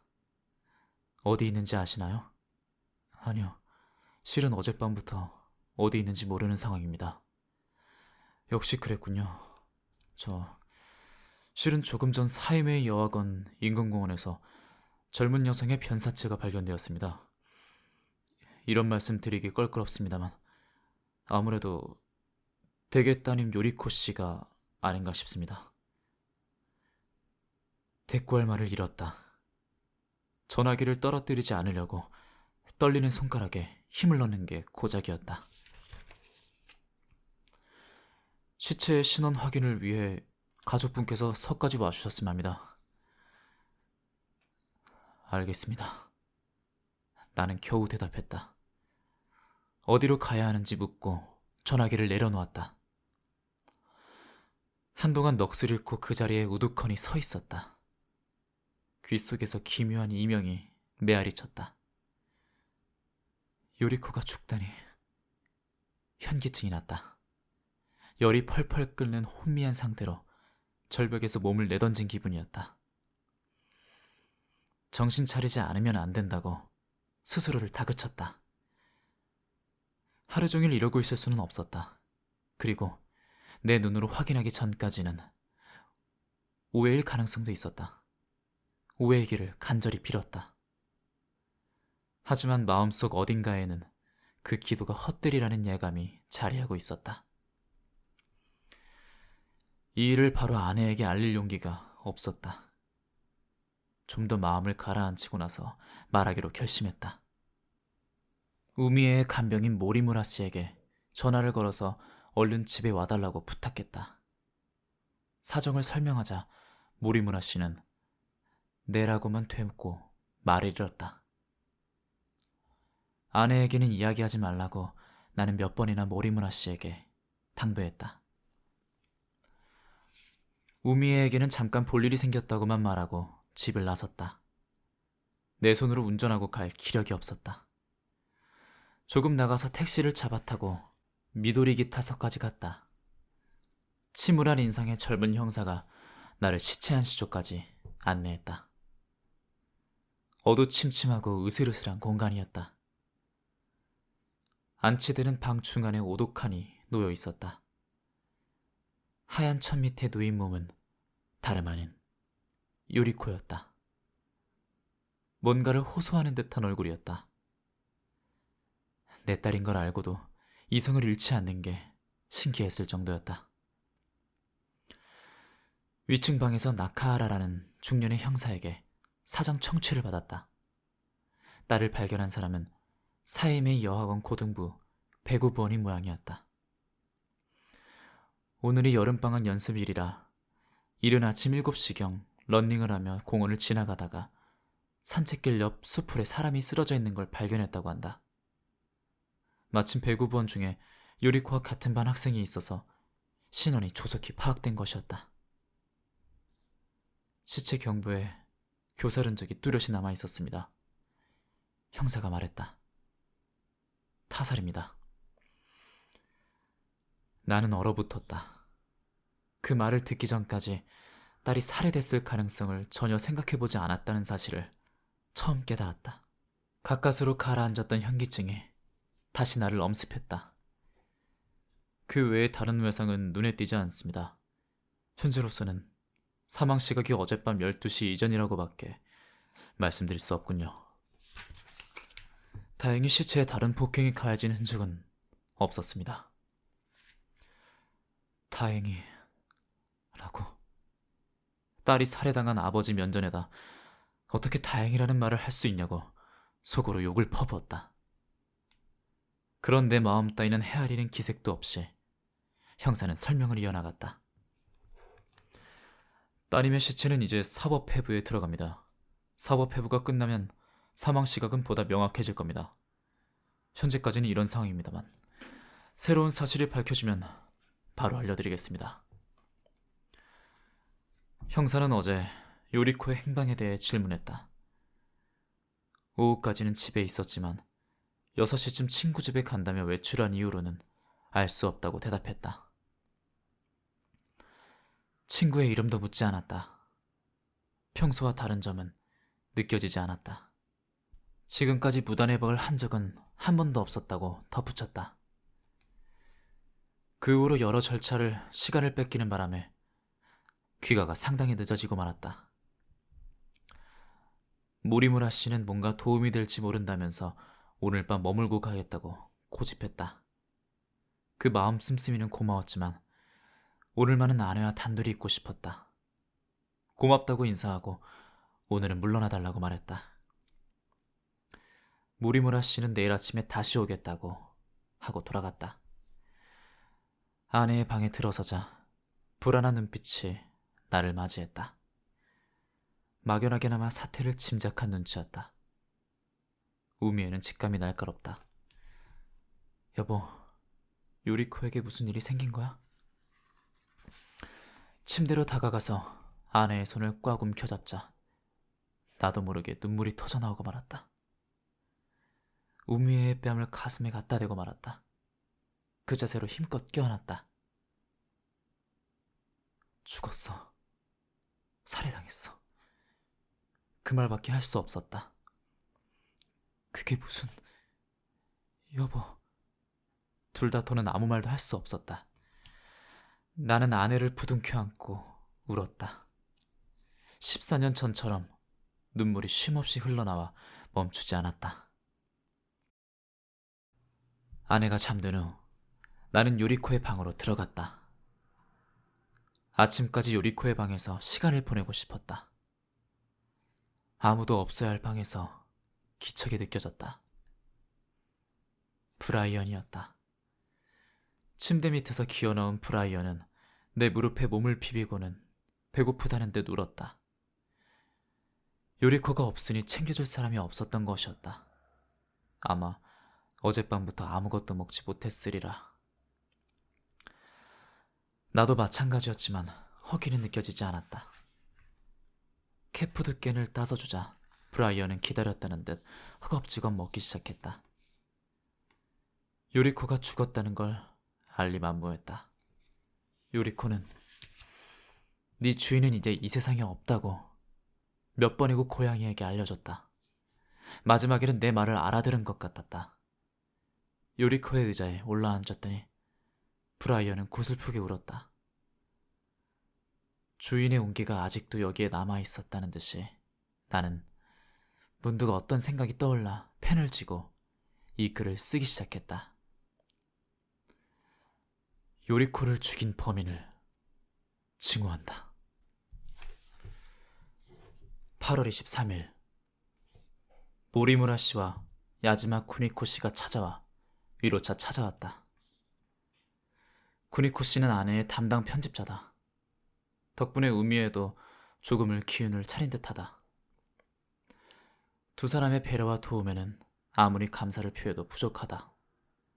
특히 쿠니코 씨는 의욕상실로 아무 일도 손에 잡히지 않은 나를 대신에 장례 절차를 비롯한 모든 일을 처리해줬다.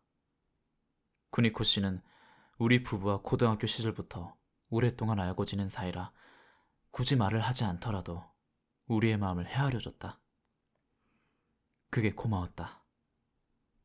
그러고 보면 14년 전 사고 후에도 구니코 씨에게 신세를 졌었다. 몸이 불편해진 아내에게 동안을 써보라고 권한이도 구니코 씨였다. 예전부터 계속 신세를 져왔던 것이다. 모리무라 씨도 내팽개쳤던 집안일을 척척 정리해줬다. 두 사람이 없었다면 우리 부부는 어떻게 됐을까? 진심으로 감사드린다. 오후에는 연구실에 다카가 군이 전화를 줬다. 기운 내세요. 저희는 언제나 교수님 편입니다.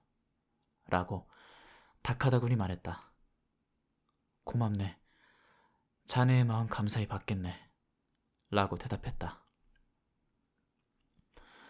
내 주위에는 이렇게 좋은 사람들만 있다는 것을 절실히 느꼈다.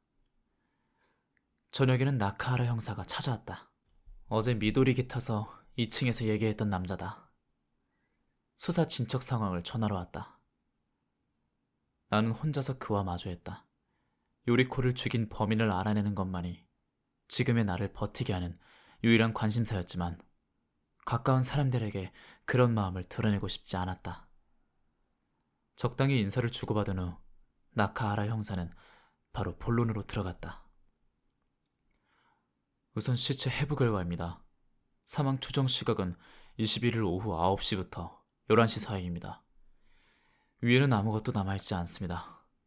피해자, 아니 따님이 저녁을 먹지 않았다는 사실을 알 수 있습니다.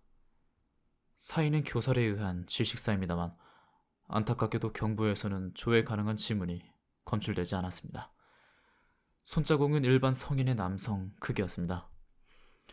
따님의 시체 수풀 속에서 발견됐지만 범행 현장은 다른 곳이라 추정됩니다. 아마도 범인은 산책길에서 요리코 씨를 습격한 후에 살해하고 시체를 감출 목적으로 수풀 속에 숨겼겠죠. 공교롭게도 화창한 날이 이어지며 지면이 굳는 바람에 범행 현장을 특정할 수 없었습니다. 범인은 유류품도 발견되지 않아서 물증이 빈약하다고밖에 말씀드릴 수가 없군요. 지금은 인근 탐문 수사에 전력을 기울이고 있습니다만 범행 시각 역시 늦은 시간이라 목격자를 찾는 것도 쉽지 않은 상황입니다. 내가 한숨을 내쉬자 기다렸다는 듯이 나카하라 형사의 말투가 갑자기 바뀌었다. 그런데 5개월쯤 전에 같은 공원에서 현립 고등학생 여학생이 누군가에게 성폭행을 당하고 목까지 졸려 살해된 사건이 일어난 걸 아십니까? 네, 범행 장소가 딸이 다니는 학교랑 아주 가까웠고 피해자가 딸과 같은 학년이라서 무척 걱정했던 기억이 나는군요. 실은 그 뒤로도 여중생이 그 공원에서 괴한에게 습격을 당할 뻔한 사건이 있었습니다. 두 사건 모두 범인이 잡히지 않았지만 저희는 동일한 성범죄자의 범행이라고 보고 있습니다. 이번 사건도 장소와 수법을 보건대 동일범의 소행임에 틀림없습니다. 온몸의 신경이 엉겅퀴처럼 솟아나 그 가시를 쓸어내리는 것 같은 전율에 휩싸였다. 나는 속으로 느낀 당혹감을 그대로 입 밖으로 내뱉었다. 하지만 아까는 딸에게 폭행을 당하는 적이 없었다고. 그렇습니다. 아마 범인은 저항하는 요리코 씨를 얌전하게 만들 작정으로 목을 조르다가 의도치 않게 살해해버려 겁을 먹고 도망쳤겠죠. 그런 말도 안 되는. 나카하라 형사가 살짝 고개를 저은 것처럼 보였다. 설령 요리코 씨가 저항을 하지 않았다고 해도 아마 이전 사건의 피해자처럼 살해됐을 겁니다. 상당히 위험한 상습범입니다. 그런 놈이 활개치게 놔둔 것은 분명 저희의 잘못입니다. 특별수사반을 조직하고 성범죄자 리스트를 재차 체크하고 있습니다. 단서는 적지만 이번에야말로 범인을 반드시 잡고 야말겠습니다. 하지만 나는 나카하라 형사의 말을 순순히 받아들일 수 없었다. 머리 어딘가가 망가진 성범죄자가 아무 의미도 없이 요리코에게 손을 댔다고. 말도 안 된다. 이건 사회 면 한 귀퉁이에 실리는 이름도 없는 타인이 아니라 내 딸 요리코에게 일어난 일이다. 한 아이의 아버지로서 그런 터무니없는 말을 믿을 수가 없었다. 그랬다가는 요리코도 마음 편히 세상을 떠나지 못한다. 그렇지만 노골적으로 이 일을 제기하자니 망설여졌다. 조금 머뭇거린 후 애들러 물어봤다. 그렇지만 왜 요리코는 그런 시각에 혼자서 공원을 걷고 있었던 것일까요? 6시에 집에서 나간 후 그때까지 어디서 뭘 하고 있었을까요? 기분 좀 한 사나워서 밤 산책이라도 하던 게 아닐까요? 나카하라 형사의 말에는 가시가 있었다. 그 나이대 딸에게 밤 외출을 허락한 아버지의 경솔함을 은근히 비난하는 것이다. 그의 의견에 동의하지 않는 내 속내를 간파하고 반발하는 눈치였다. 수사의 난항이 예상되니 나카하라 형사도 초조한 마음이 들 수밖에 없을 터였다. 나도 순간 발끈했지만 애써 화를 억눌렀다. 싸워봐야 아무 득도 없다고 판단했기 때문이다. 나카하라 형사가 돌아간 후 나는 다시 요리코의 방에 틀어박혀 홀로 암담한 상념에 빠져들었다. 내 잘못이었을까? 나카하라 형사가 넌지시 암시했듯 요리코의 죽음은 역시 내 경솔함에서 비롯된 걸까? 혹시 내가 그날 밤 귀가가 늦는 딸을 걱정해서 얼른 조치를 취했더라면 요리코는 죽지 않을 수 있었을까? 겁쟁이인 나는 아내에게 이 질문을 할 수 없었다. 만약 우미애가 그렇다고 대답한다면 나는 범인을 증오할 자격을 잃고 요리코를 죽음으로 내몬 장본인으로 유죄 선고를 받아야 했다. 허나 아무리 고민해도 그렇지 않다는 생각이 들었다. 아니, 내 책임을 회피하기 위해 변명하는 건 결코 아니다. 내 실수를 전부 부정할 마음도 없거니와 나카하라 형사의 비난을 받아들일 각오도 하고 있다. 하지만 내게 절실한 문제는 다른 데 있었다. 그건 오늘 나카하라 형사의 태도가 어딘가 석연치 않고 미적지근했기 때문이다. 그가 제시한 소견도 어딘가 딱 맞아떨어지지가 않는 구석이 있었다. 결코 양심을 속이려는 아버지의 푸념 따위가 아니다. 지금의 내게 그런 자객이만은 필요 없다. 내게 필요한 건 단 하나. 요리코의 죽음에 대해 진상뿐이다. 단언해도 좋다. 나카하라 형사는 뭔가 숨기고 있다. 8월 24일. 이게 대체 무슨 일인가? 나는 상상치도 못한 사실을 발견했다. 지금은 그 사실을 후회할 정도다. 하지만 요리코를 죽인 남자를 찾아내기 위해서는 이 사실을 외면할 수 없다. 요리코는 임신 4개월의 몸이었다. 이 믿기 힘든 사실을 알게 된 계기는 너무나 사소한 것이었다. 어째서 갑자기 딸의 유품을 정리하겠다는 마음이 들었는지 나도 이해가 안 가지만 나는 땅의 방을 무턱대고 휘젓고 다녔다. 자학적인 행위였다. 한없이 밀려 들어오는 그리움에 정신을 놓을 것 같으면서도 내 손을 멈출 수가 없었다. 그러다가 책상 서랍 안에서 나온 것은 생각지도 못한 것이었다. 나는 눈을 의심했다. 그건 병원 진찰권이었다. 무라카미 산부인과 의원 전화. 그렇게 적혀 있었다. 깔끔한 볼펜 글씨로 틀림없이 니시미라 요리코라는 딸의 이름이 적혀 있었다. 초진일은 이번 달 18일. 요리코가 살해당하기 사흘 전 날짜였다. 머리가 혼란스러워지기 시작했다. 어째서 요리코한테 산부인과 진찰권이 있단 말인가? 아무리 고민해봤자 알 수 없었기에 굳게 마음먹고 그 번호로 전화를 걸었다. 하지만 몇 번을 걸어도 아무도 받지 않았다. 그 이유를 깨닫기까지 꽤 시간이 걸렸다. 오늘은 목요일이다. 일요일과 목요일, 공휴일에는 휴진한다고 진찰권 뒷면에 명기되어 있었다. 아무도 받지 않는 게 당연했다. 전화기를 내려놓고 고민에 휩싸였다. 아무리 생각해도 요리코가 산부인과 진찰권을 갖고 있었던 이유는 하나밖에 떠오르지 않았다. 상상만 해도 구역질이 치미는 가능성이었지만 당장 그 진위를 확인하지 않으면 마음이 진정되지 않을 것 같았다. 하지만 어떻게? 그 순간 어제 나카하라 형사의 미적지근한 태도가 생각났다. 경찰은 요리코의 시체를 해부했다. 그렇다면 나카하라 형사는 내 의문을 해결해줄 확실한 답을 갖고 있을 터였다. 그 사실을 깨닫자마자 나는 주저하지 않고 미도리 기타서로 전화를 걸어 나카하라 형사를 찾았다. 다행히 그가 서해 있어서 통화를 할 수 있었다. 무슨 일이죠, 니시무라 씨? 나카하라 형사가 말했다. 나는 단도직입적으로 물었다. 제 딸이 임신하고 있지 않았습니까?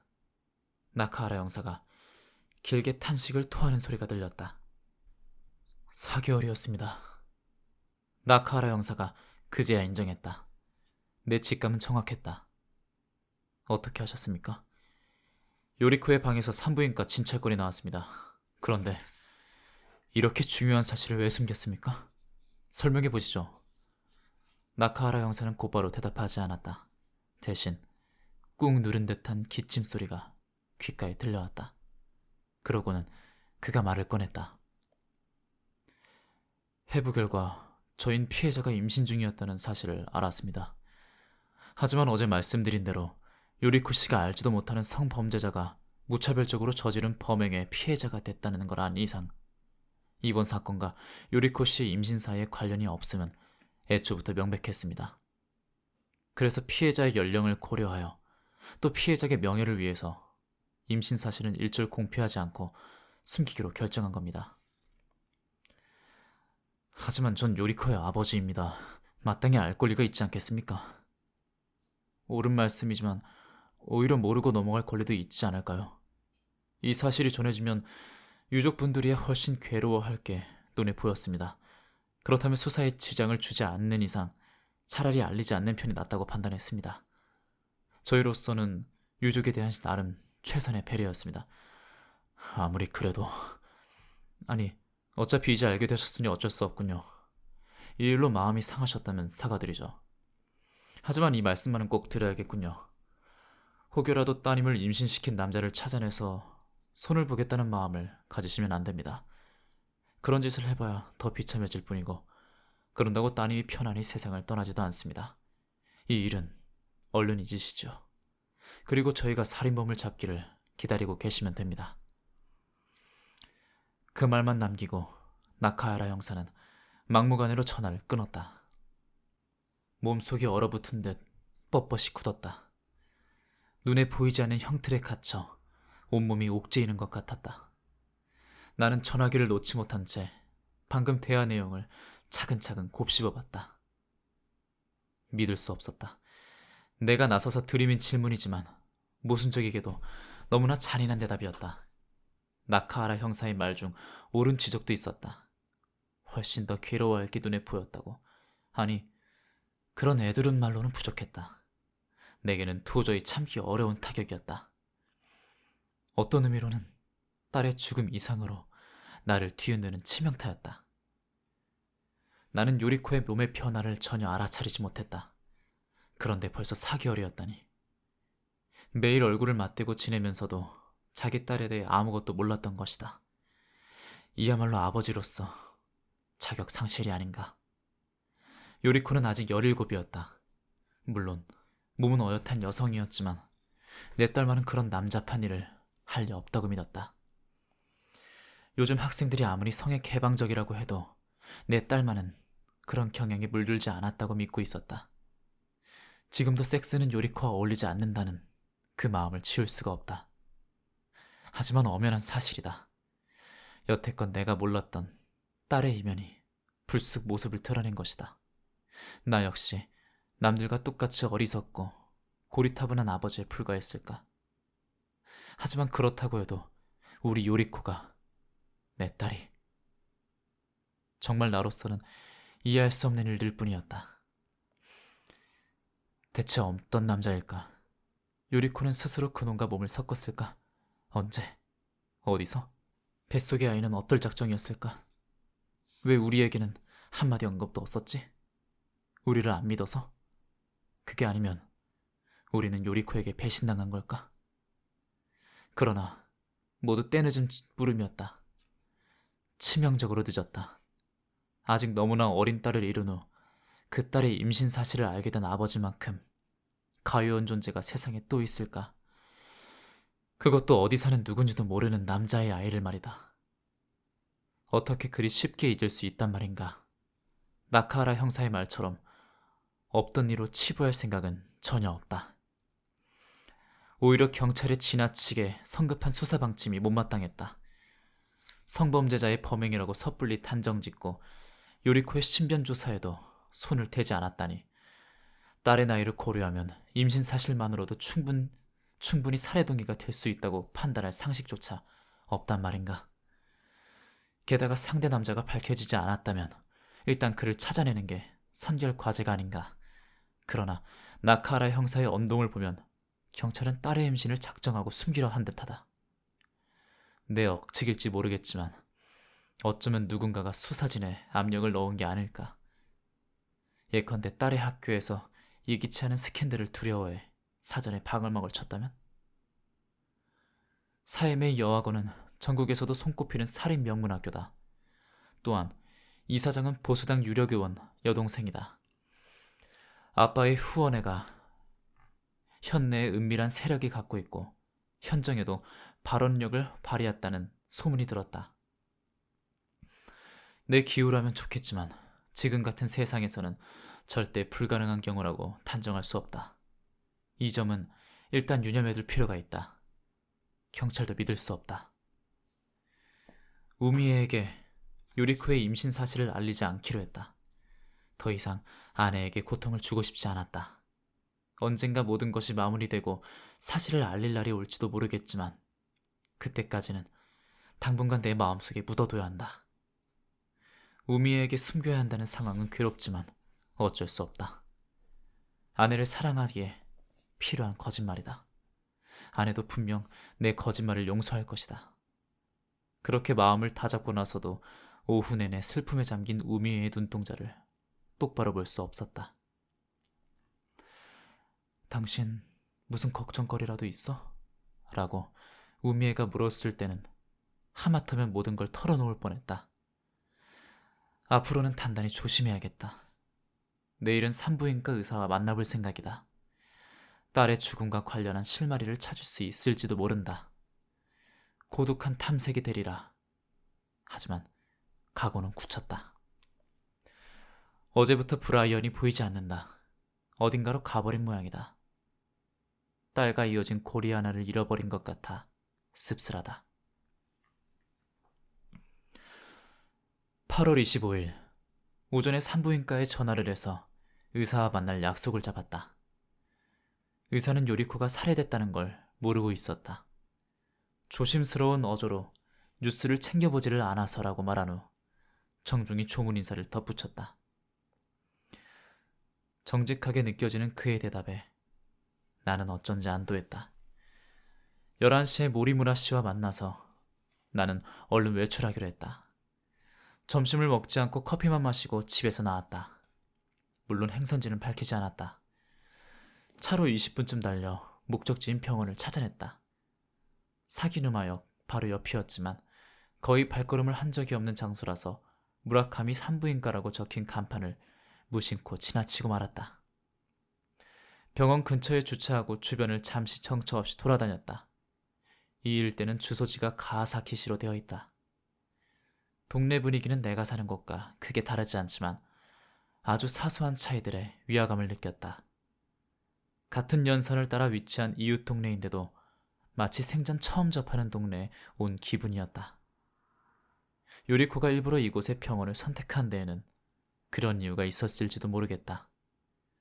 무라카미 의사는 눈매가 선해 보이는 50대 중반의 남자였다. 흐트러짐 없이 뒤로 넘긴 잿빛 머리와 흰 가운 안에 고급스러워 보이는 넥타이를 늘어뜨린 스타일이 호감을 주었다. 그리고 산부인과 의사로서 상당한 성공을 거둔 듯했다. 미도리 키타서의 나카하라 형사보다는 훨씬 신뢰감을 주는 인물이었다. 내원했을 때는 3개월 말경이었습니다. 의사가 말했다. 경찰에서도 그렇게 말하더군요. 해부가 이루어졌군요. 가엾게도. 무라카미 의사의 말에 따르면 8월 18일 오후 요리코는 혼자 병원을 찾아왔다. 근심이 가득한 얼굴이었다고 한다. 요리코는 3달 가까이 생리가 없다고 의사에게 털어놓았다. 진찰 결과 역시나 임신 소식이었다. 그 소식을 전하자 요리코는 어째서인지 안도하는 표정을 지은 모양이었다. 출산 의사를 물으니 가능하면 낳고 싶다고 대답했다고 한다. 그러나 아이의 아버지에 대해서는 결코 입을 열지 않았다.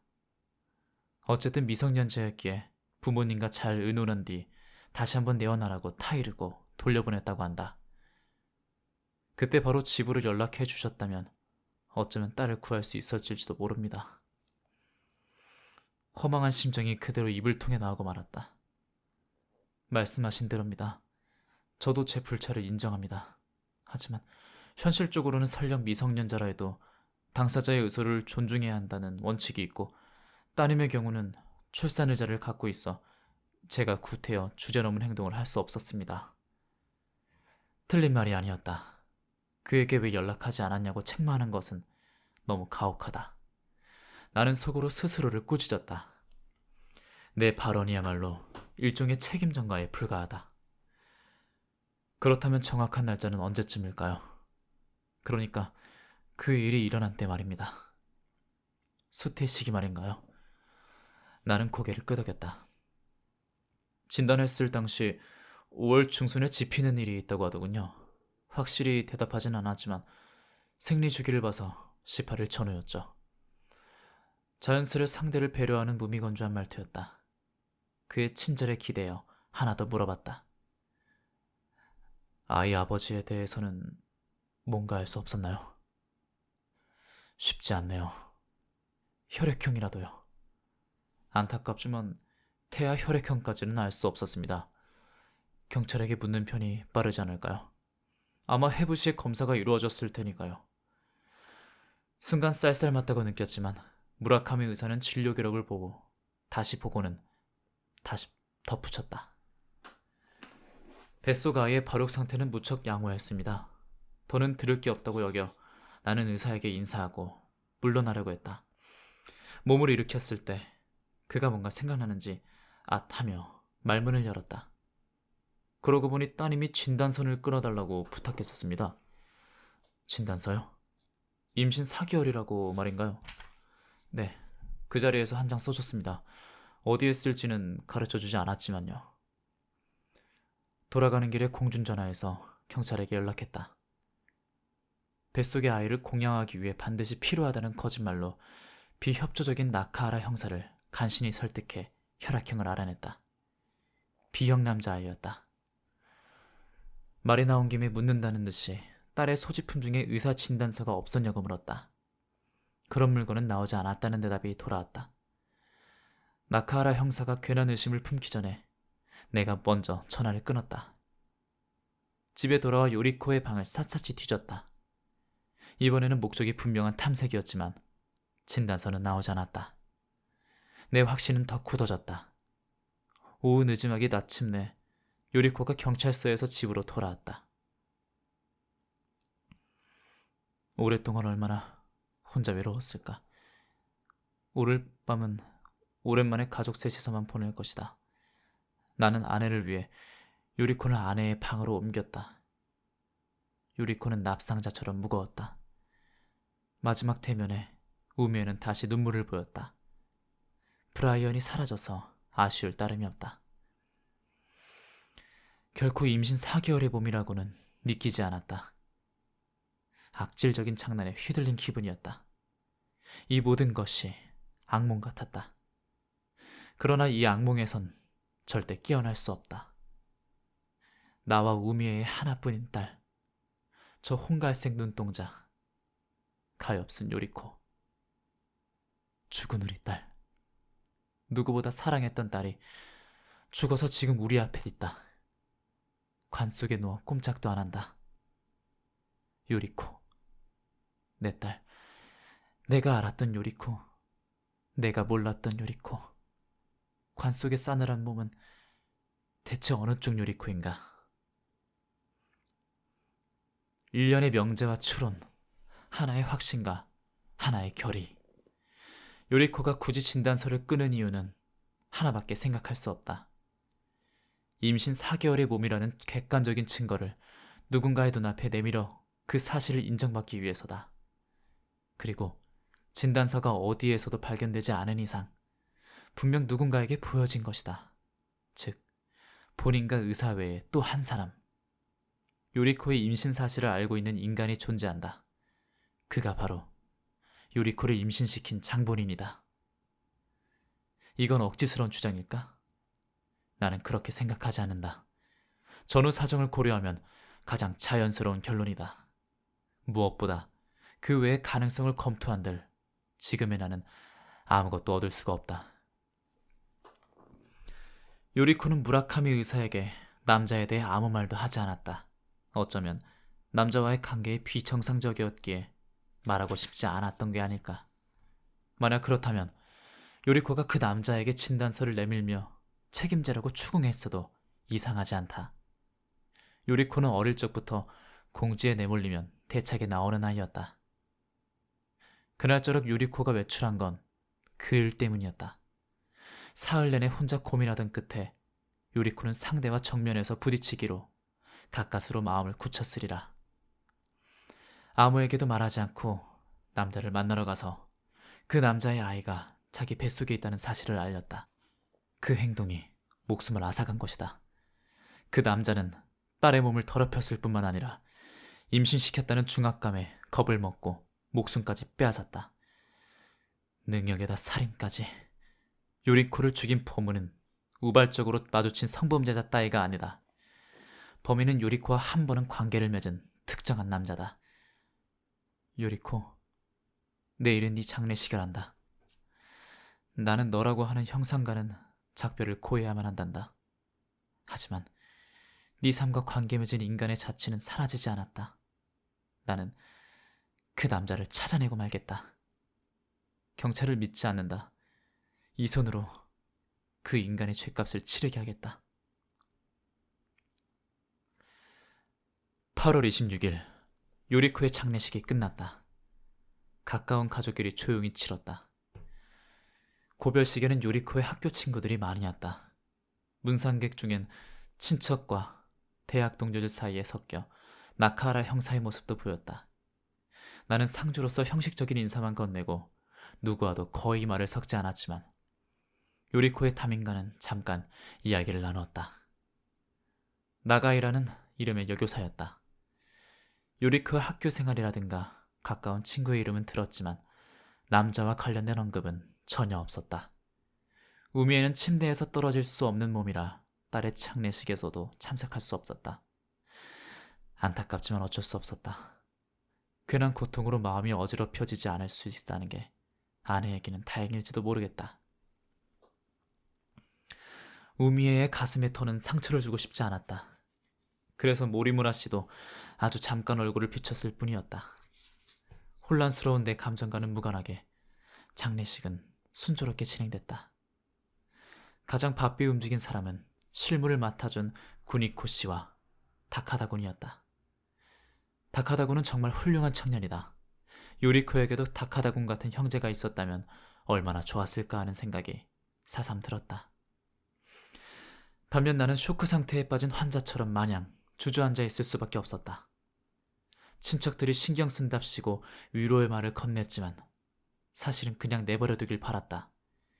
내 심장은 통렬히 휘몰아치는 감정의 폭풍에 유린당하는 중이었다. 그 중에서도 특히 격렬하게 나를 몰아세우는 복수의 맹세는 슬픔과 분노로 점점 팽창하여 예리한 칼날처럼 나를 후벼 파고 있었다. 딸의 출관을 지켜보는 동안 마음속 깊은 곳에서 울부짖고픈 충동이 수없이 솟구쳤다. 요리코, 반드시 네 복수를 이루고 말겠다. 하지만 이 맹세는 모든 것이 끝나기 전까지 내 가슴 속에 묻어야만 한다. 결코 누구도 알아차려서는 안 된다. 피를 토할 듯한 필사적인 각오로 나는 스스로를 다잡았다. 나는 결심했다. 무슨 일이 있어도 요리코를 죽인 범인이 죗값을 치르게 하겠다. 나는 아무것도 두렵지 않다. 그 무엇도 이 결심을 흔들지 못한다. 정당하고도 유일한 죗값은 죽음뿐. 나는 그 남자를 기필코 죽일 것이다. 행동을 시작하기 전에 방침이 필요하다. 나 혼자서 비밀리에 표적을 특정하지 않으면 안 된다. 그렇기에 더더욱 아무 계획 없는 무모한 행동은 절대 삼가야 한다. 그러기 위해서는 격정으로부터 한 걸음 물러나서 냉정하게 사고해야 한다. 오래전에 야수는 죽어야 한다라는 책을 읽은 적이 있다. 개관시인 세실 데이로리스가 니콜라스 블레이크라는 필명을 쓰룬 추리소설로 사랑하는 외아들을 뺑소니로 잃은 아버지가 범인을 혼자 힘으로 찾아내 자신의 손으로 복수를 이룬다는 줄거리다. 지금 나의 처지는 그 책 속 아버지와 정말 똑같다. 허구의 이야기지만 나는 나 자신을 이 소설 속 주인공에게 포기해놓고 그의 사고를 꼼꼼히 따라가야 한다. 기묘하게도 이 이야기에는 지금의 내게 용기를 불어넣고 가혹한 현실로부터 일으켜 세우는 힘의 원천이 잠재해 있다는 기분이 들었다. 소설 속 아버지는 뺑소니 현장에서 목격자를 찾지 못하자 오로지 추론만으로 사고 당시의 상황과 범인의 심리를 재현하여 범인의 속성을 논리적으로 좁혀나간다. 나도 그를 참고하여 증오에 맞이하는 범인에 대해 알아낸 사실을 종이 위에 항목별로 적어보려 한다. 나아가야 할 길은 그 안에서 자연스레 떠오르리라 믿는다. 이런 경우에 1번 범인의 혈액형은 B형 아니면 AB형이다. 이건 당연하다. 요리코의 혈액형은 O형이다. O형 모체가 B형 아이를 임신했을 경우 그 아버지의 혈액형은 두 종류로 국한된다. B형이거나 AB형이다. 2번 그는 올해 5월 18일 전후로 요리코와 육체관계를 가졌다. 이 또한 자명한 사실이다. 아버지로서는 그 행위가 단 한 번 우발적이었다고 일어났다고 믿고 싶다. 날짜를 조금 더 명확히 좁힐 수 없을까? 나는 수첩에서 5월 페이지를 펼쳐서 요리코가 귀가 시간이 평소보다 늦었던 날이 언제였는지 기억을 더듬어 봤다. 5월 15일, 16일, 17일, 18일, 19일, 20일, 21일. 15일, 16일, 18일에는 특별히 의심 가는 날이 없었다. 17일에는 교수 모임이 끝나고 동료와 한잔하러 가서 내가 늦게 귀가했지만 요리코는 계속 집에 있었을 것이다. 7시쯤에 전화했을 때 요리코와 통화한 기억도 있다. 문제는 19일과 20일 밤이었다. 나는 시즈오카에서 열린 학회에 참석하기 위해 이틀간 집을 비웠다. 돌아온 것은 21일 오후였다. 이 이틀이 수상하다. 요리코는 이 기간에 꽤 자유롭게 행동했을 것이다. 모리무라 씨와 같이 지내도 됐다고 해도 아내에게 딱 붙어 있어야 했으니 딸에게까지 주의가 미쳤을 리 없다. 그렇다면 요리코로서는 바라던 기회가 온 셈이다. 이걸로 이야기의 앞뒤가 맞는다. 관계가 이루어진 날은 5월 19일 아니면 20일이 틀림없다. 다음으로 넘어가자. 3번 행위는 양자의 동의하에 이루어졌을 가능성이 높다. 따라서 그는 요리코에게 강한 영향력을 갖고 있다고 짐작할 수 있다. 추측이 상당히 섞여 있지만 결코 마구잡이로 끼워 맞춘 어림짐작이 아니다. 요리코가 폭력적인 욕정과 조우하지는 않았으리라 확신한다. 진단서의 존재를 고려하면 상대가 생면부지의 괴한일 가능성은 없다. 간간히 몸과 마음에 양쪽에 가한 충격을 놓쳤을 만큼 내가 둔감하지 않다고 자신했거니와 요리코가 무라카미 의사에게 출산 의사가 있다고 밝힌 사실만 봐도 그 점은 확실하다. 딸이 먼저 관계를 요구했다고 상상할 수는 없지만 최소한 요리코가 상대를 거부하지 않았다는 점은 인정하지 않을 수 없었다. 그렇다면 그가 딸과 동세대 인간이라고는 상정하기 어렵다. 요리코의 성격상 10대 철부지에게 몸을 맡기지는 않았을 것이다. 상대는 훨씬 연상의 남자라고 생각하는 편이 정확하리라. 어린 아가씨가 곧잘 빠지는 함정에 요리코도 발을 헛디딘 것이다. 요리코가 몸을 허락할 만큼 가깝게 어울린 연상의 남자라고 하면 용의자를 범위를 상당히 좁힐 수 있지 않을까. 4번 그는 요리코의 임신으로 무언가 대단히 치명적인 불이익을 예감했다. 이것도 의심할 여지는 없는 사실이지만 문제는 그 불이익이 어떤 성질의 것이냐는 점이다. 지난 항목의 추정을 미루어 짐작하자면 사회적 지위에 실추라는 쪽이 유력하다. 요리코는 아직 미성년자였기에. 5번. 그는 발끈하면 자신을 제어할 수 없는 경향이었다. 저는 상황으로 추측컨대 범행이 충동적으로 일어났음은 명백하다. 교살이라는 수법이 그 사실을 뒷받침하고 있다. 요리코의 임신은 범인에게도 엄청난 충격이었음이 분명하다. 물론 그렇다고 해도 범인에게 동정의 여지가 없다는 점은 변함이 없다. 자신의 안위를 위해 아무 저항도 하지 않는 소녀에게 손을 대는 남자는 애당초 동정할 가치가 없다. 6번. 그는 공원 주변에 지리가 밝다. 아직은 확신할 수 없지만 범행 현장은 공원이 아닐 것이다. 나카하라 형사가 범행 현장을 특정할 수 없다는 말을 흘렸었다. 무엇보다 17 먹은 소녀가 연상의 남자에게 중대한 비밀을 털어놓은 장소로 과연 공원 상책로를 선택할까? 분명 요리코는 다른 장소에서 살해됐을 것이다. 그리고 범인은 밤중에 요리코를 공원으로 옮겨서 숲을 속에 방치한 게 틀림없다. 더 말할 것도 없이 자신의 흔적을 숨기고 성범죄자의 범행으로 위장하기 위해서다. 게다가 그 주변은 밤이 깊어지면 인기척이 끊겨서 누군가에게 목격당할 위험이 상당히 낮다는 이점도 있다.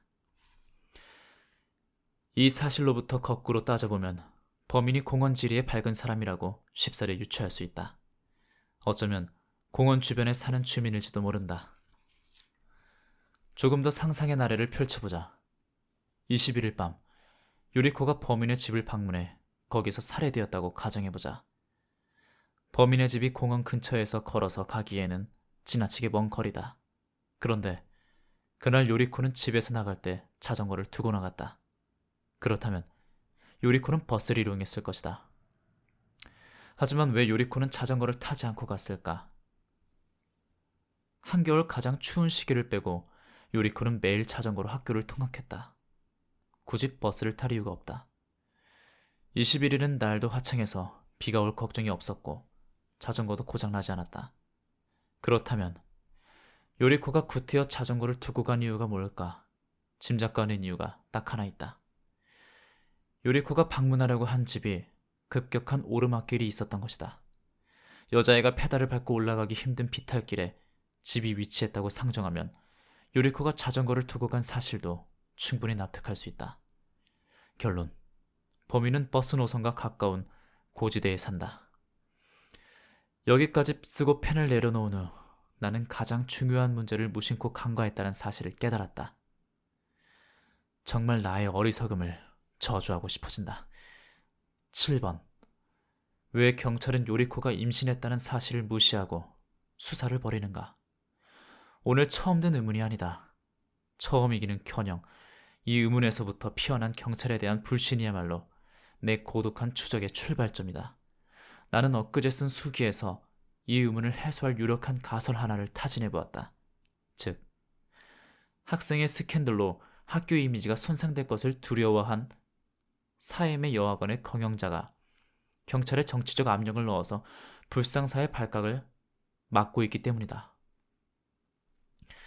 이 가설은 상당한 시사점을 준다. 가설이 맞다는 전제하에 대담한 추리를 전개해보자. 학교 측에서 두려워하는 스캔들의 실체는 요리코의 임신 이상의 스캔들이라고 생각할 수 있지 않을까? 단적으로 말하면 범인이 학교 관계자일 가능성이다.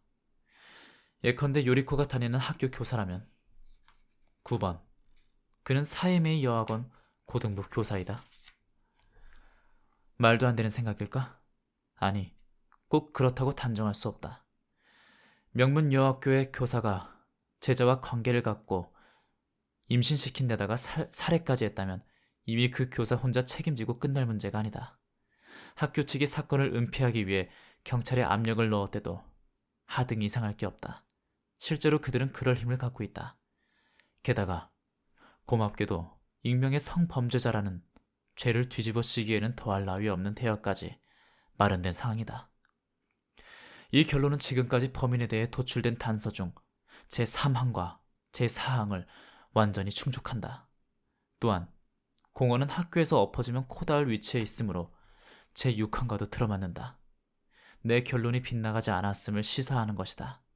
또 하나, 요리코는 결코 요란하게 노는 10대가 아니었고 중학교 때부터 계속 여학교를 다녔다.